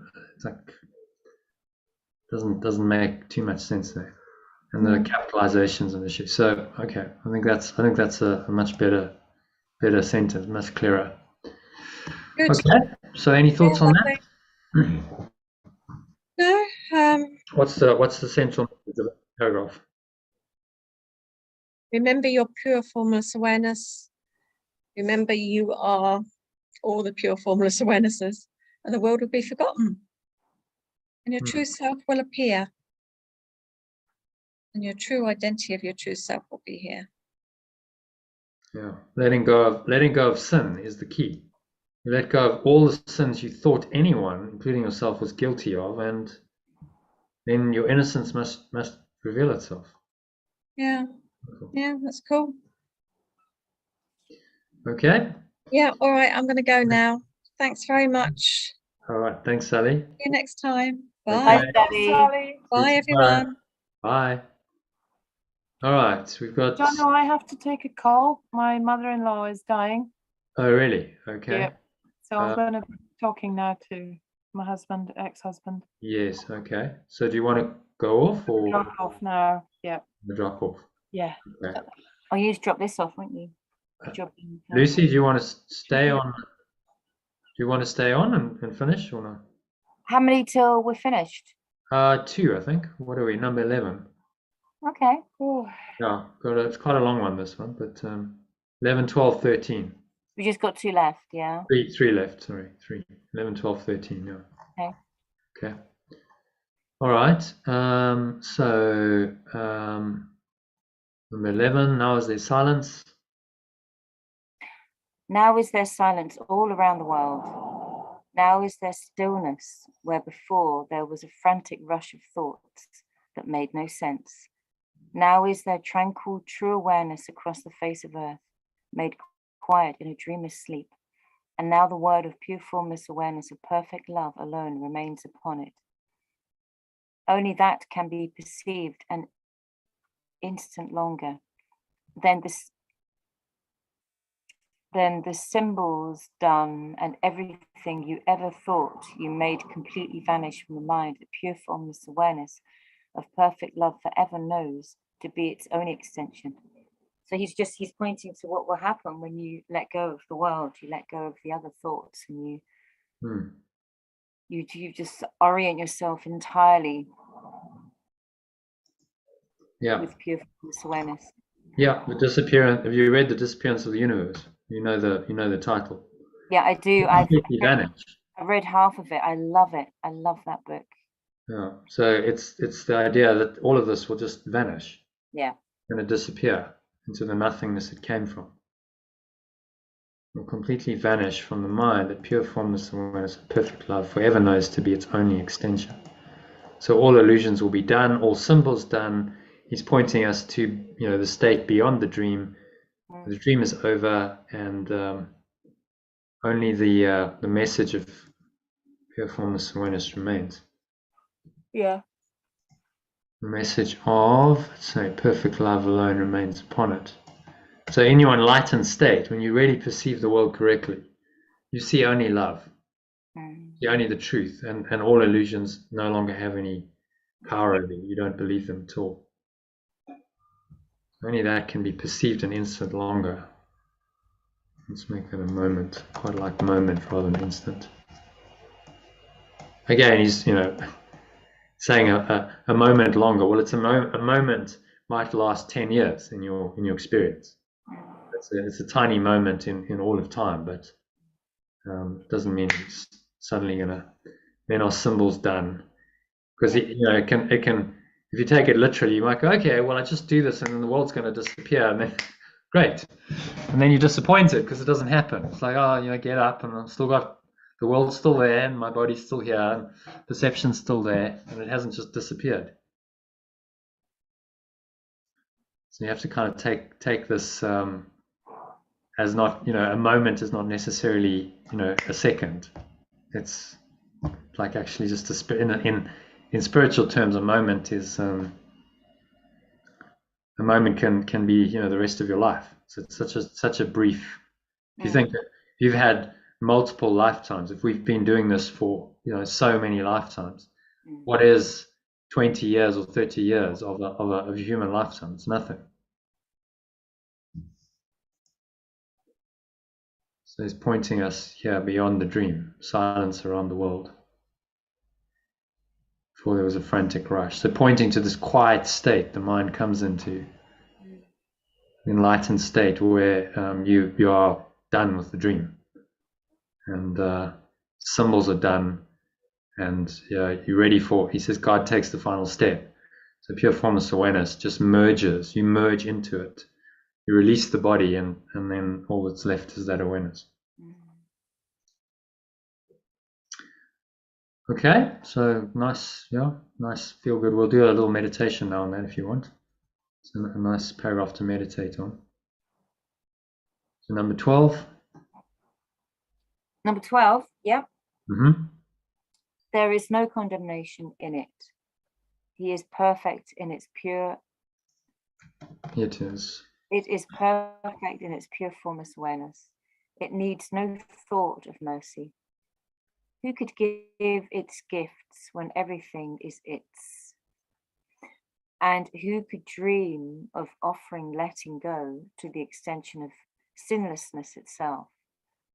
So like to it whose extension he is, that to behold the extension is to perceive no more, and only knows the source. Okay, let's just go back there, stop, because there's a bit of, it's one of those complicated sentences that he drops in every now and then. You could dream of offering letting go. Okay, so offering forgiveness, that was the original. Yeah. Offering forgiveness to the Son of sinlessness itself. Okay, so you could dream of how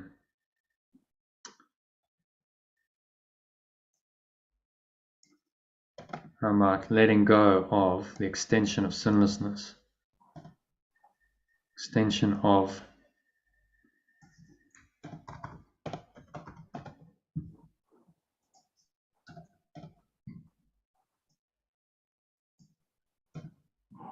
instead of sinlessness, we translate it in the positive. It's innocence.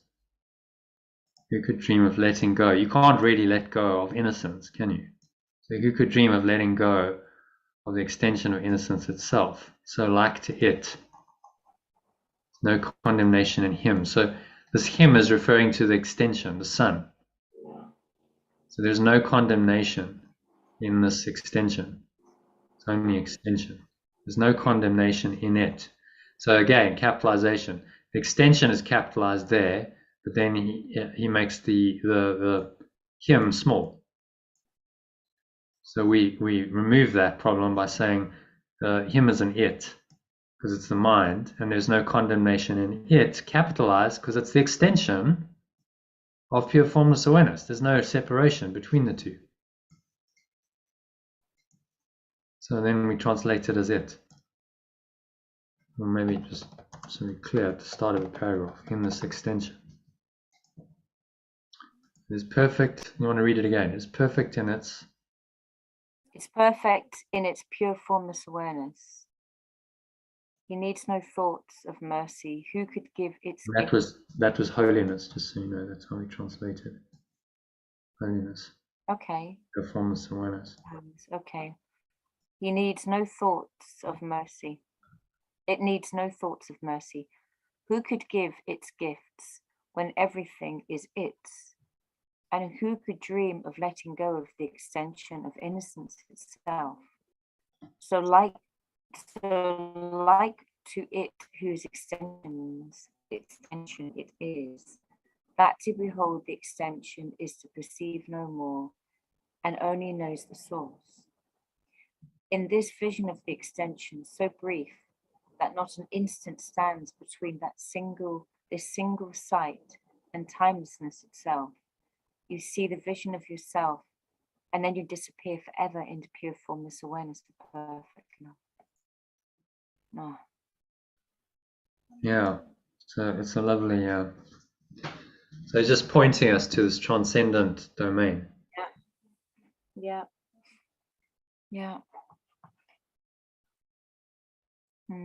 So we see ourselves as we really are in perception, because there's still vision and perception, but it's very brief. Between the single sight and timelessness itself, and you see the vision of yourself. That should be capital, really, don't you think? Yeah. Okay, and they've got small caps thing going on there. And then you disappear forever into pure formless awareness of perfect love. So you merge into that awareness, and there was no longer any vision, any sight. Maybe sight could be this vision, this single perception. There's no polarity, is there? No. No. You are one with the source, you are one with it. There's no duality anymore. You're completely, you know thyself, you know who you are. That's knowledge. Yeah. And any sense of a separate self has been done away with. Because that's the source of duality, the false self. The source of all duality. This is what he's saying. So all dualistic thinking in this world is the product of the split in the mind, the separate self. So you collapse the separate self, you merge back into just the pure formless awareness, perfect love that you are. There's no separate self, there's only one self, no duality, oneness is restored to the mind, and you remain as that pure formless awareness, or perfect love for all eternity, which is something the ego can't really conceive of. It's like, what is eternity? Because we have this sense of time having to pass. Well, how can it? But eternity is timeless. There's no time. Yeah. But there's a part of our mind that does know that that's possible. That state is actually our true self, our true state. It remembers just to be in perfect bliss forever. It's beyond conception, really, for the ego. But it does feel really, really good to just think about that. Oh, I could just imagine the nicest time you've ever had. Maybe it was a great dream, or you were just in a good meditation, or it was really blissful. You just had that moment of, imagine that extended, multiplied by 100 times, and extended forever. Amazing. Yeah, and then why do we resist that? Doesn't make any sense. I love a bit of drama. Well, the ego can't stand. The ego's got, oh no, we've got to create drama to deny that, because just perfect bliss. There's no drama in perfect bliss. It just is. Yeah. Okay, so last paragraph then. Last paragraph. Today we come still nearer to the end of everything that yet would stand between this vision and our sight. And we are glad that we have come this far and recognize that it who brought us here will not forsake us now, for it would give to us the gift that pure formless awareness of perfect love has given us through it today. Now is the time for your deliverance. The time has come. The time has come today. So how about, instead of it who brought us, we just say, it's clumsy, recognize that the awareness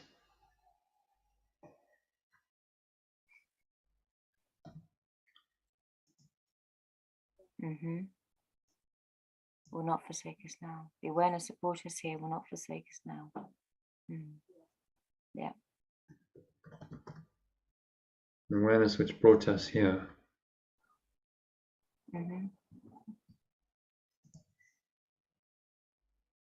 Will not forsake us now.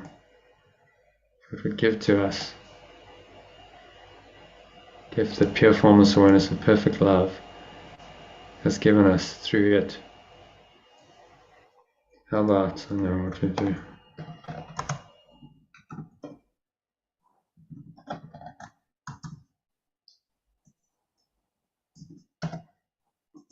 There we go. I think that'll work. Do you want to read that? Number 2. And we are glad that we have come this far and recognized that pure formless awareness which brought us here will not forsake us now. Yeah. We've come this far with a course, we've come this far.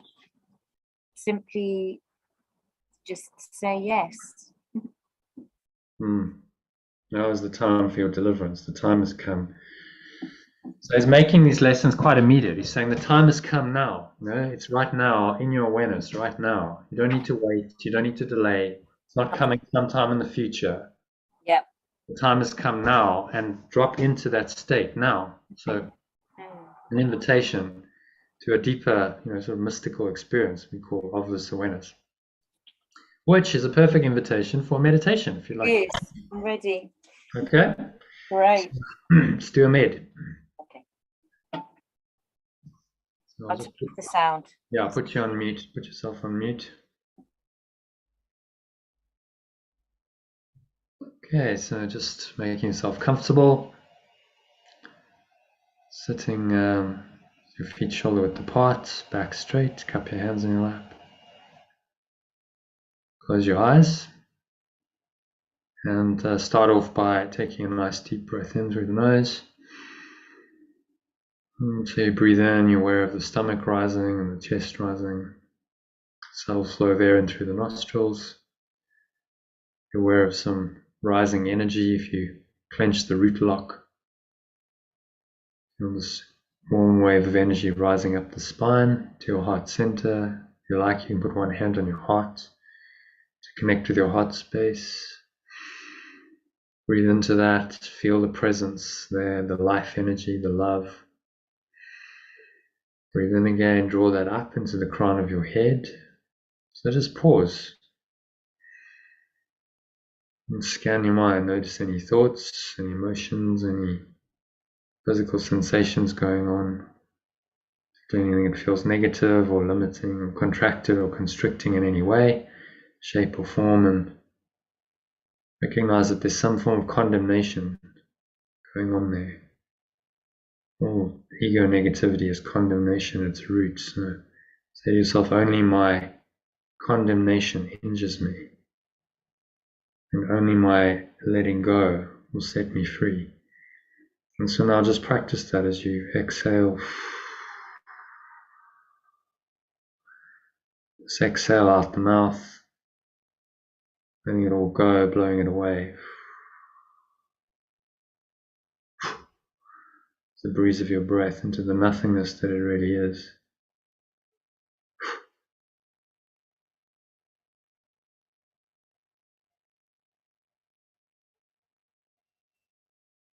Just rest here for a few moments in this deep peace and stillness.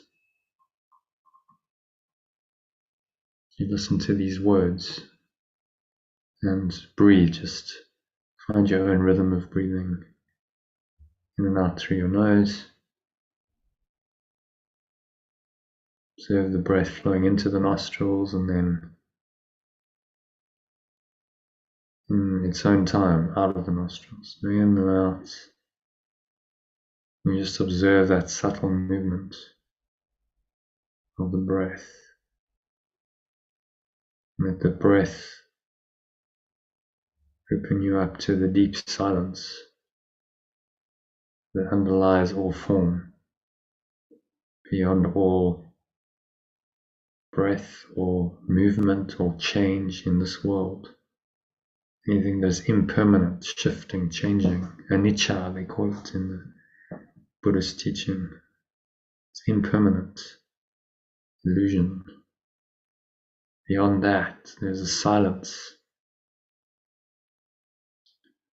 So let your mind go into that silence. As you watch your breath, just going deeper, deeper.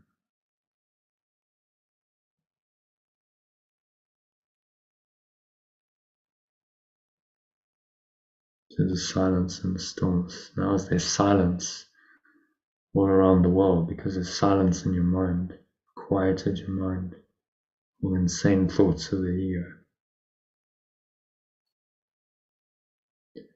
Now as there's stillness, before there was a frantic rush of thoughts that made no sense.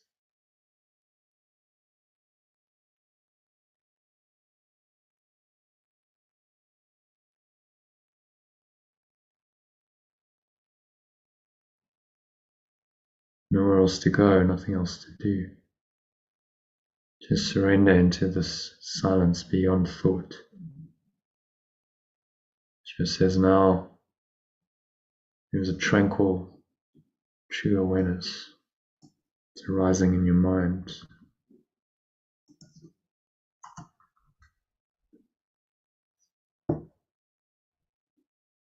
And that extends across the face of Earth. Have a sense of this awareness extending through you to bless the entire world. So you breathe it in, breathe in a deep peace to every pore, every cell, every muscle of your body.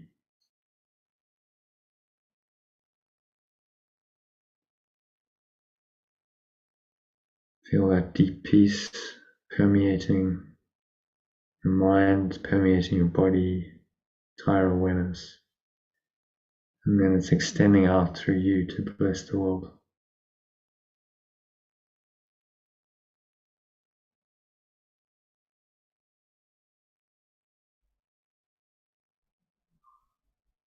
So it extends out as you exhale. Sense of extending this peace.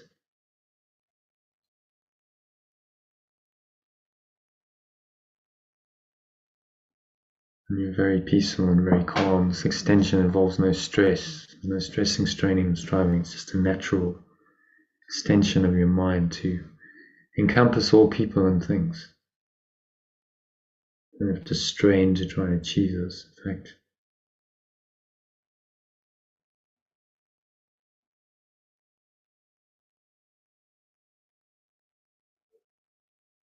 so just sinking inwards to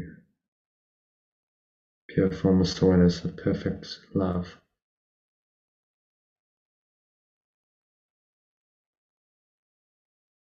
And only the message of this perfect love remains. You perceive that a moment. And then our symbol's done, and everything you ever thought you made will completely vanish. And the mind, the pure formless awareness of perfect love, forever knows to be its only extension.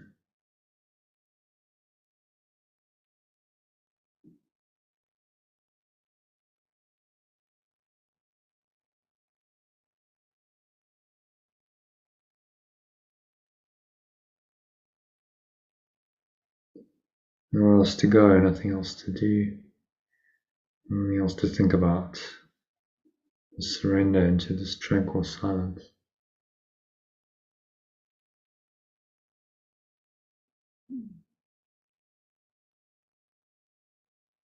Slip into the pure formless awareness of perfect love. Let it envelop you and encompass you fully. And maybe just for a moment or two, all thought, conscious thought, or subject-object dualistic thought will vanish. And you'll slip into mind that pure formless awareness of perfect love forever knows.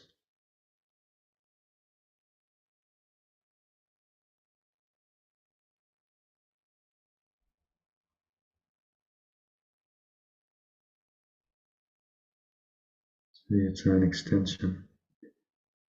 So surrender to this knowledge, experience it fully.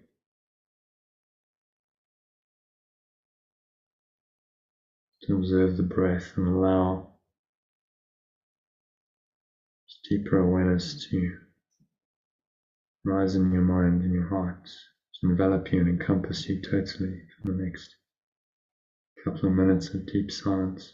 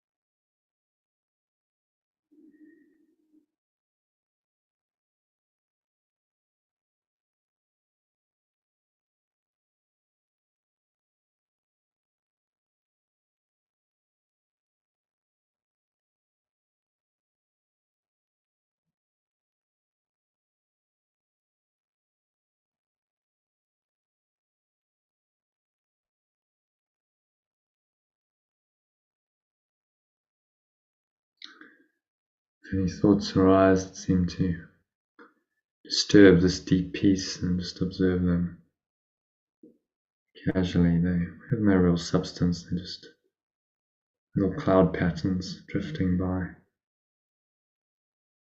So you notice them dispassionately, objectively. You're above the battleground in the pure formless awareness. There's the blue sky, in your analogy, and the light of your source. The analogy, the sun is shining through it, so there's light streaming through the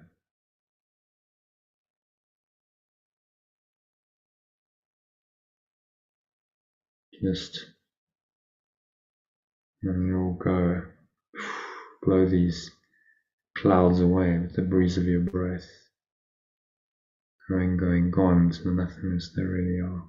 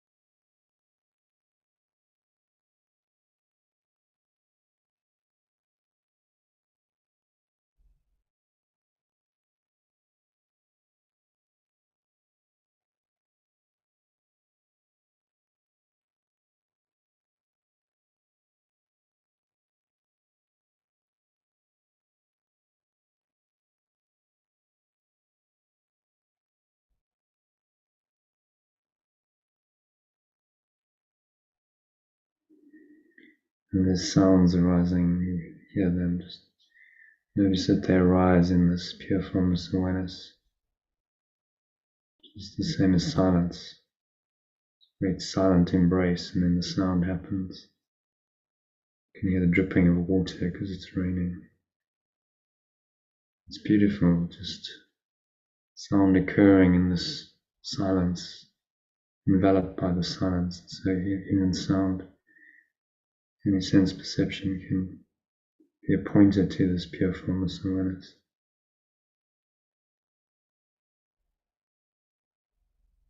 So just be aware of the silence underneath all noise, all sound, and take you a little bit deeper into this pure formless awareness of perfect love.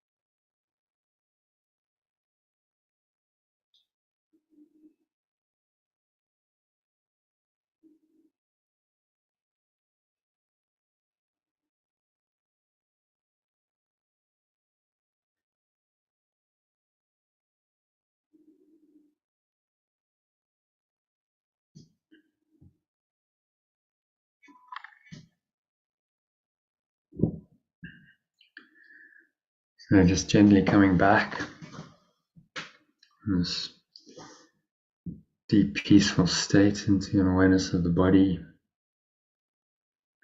and the breath and the senses and the world.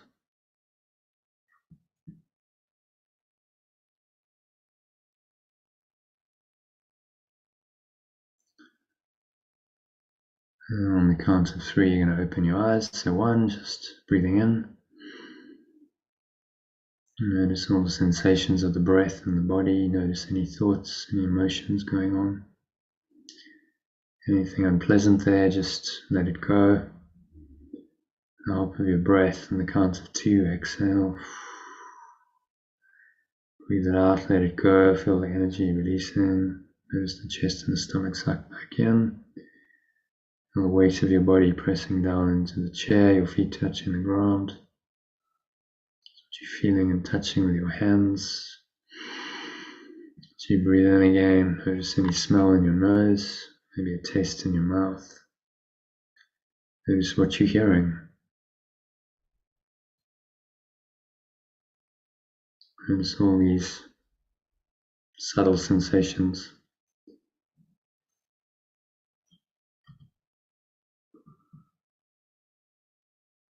Of the breath and body, and it can be beautiful, perception cleansed without a separate self. It's very peaceful, very flowing. So just notice how you're perceiving now, because you want to carry this way of operating, this flow state, into the rest of your day. So it is said, and so it is done. And so on the count of 3, you're going to open your eyes.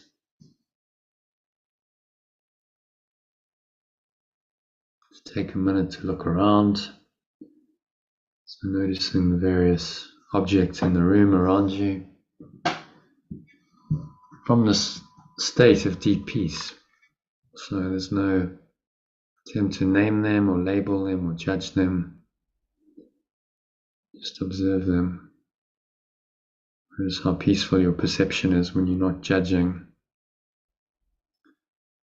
And the more you notice it, the more you anchor this state in. So stay in this perception to help you. Just remind yourself frequently of today's idea, today's lesson, and listen to the breath break as often as you can. And it's a longer meditation as well.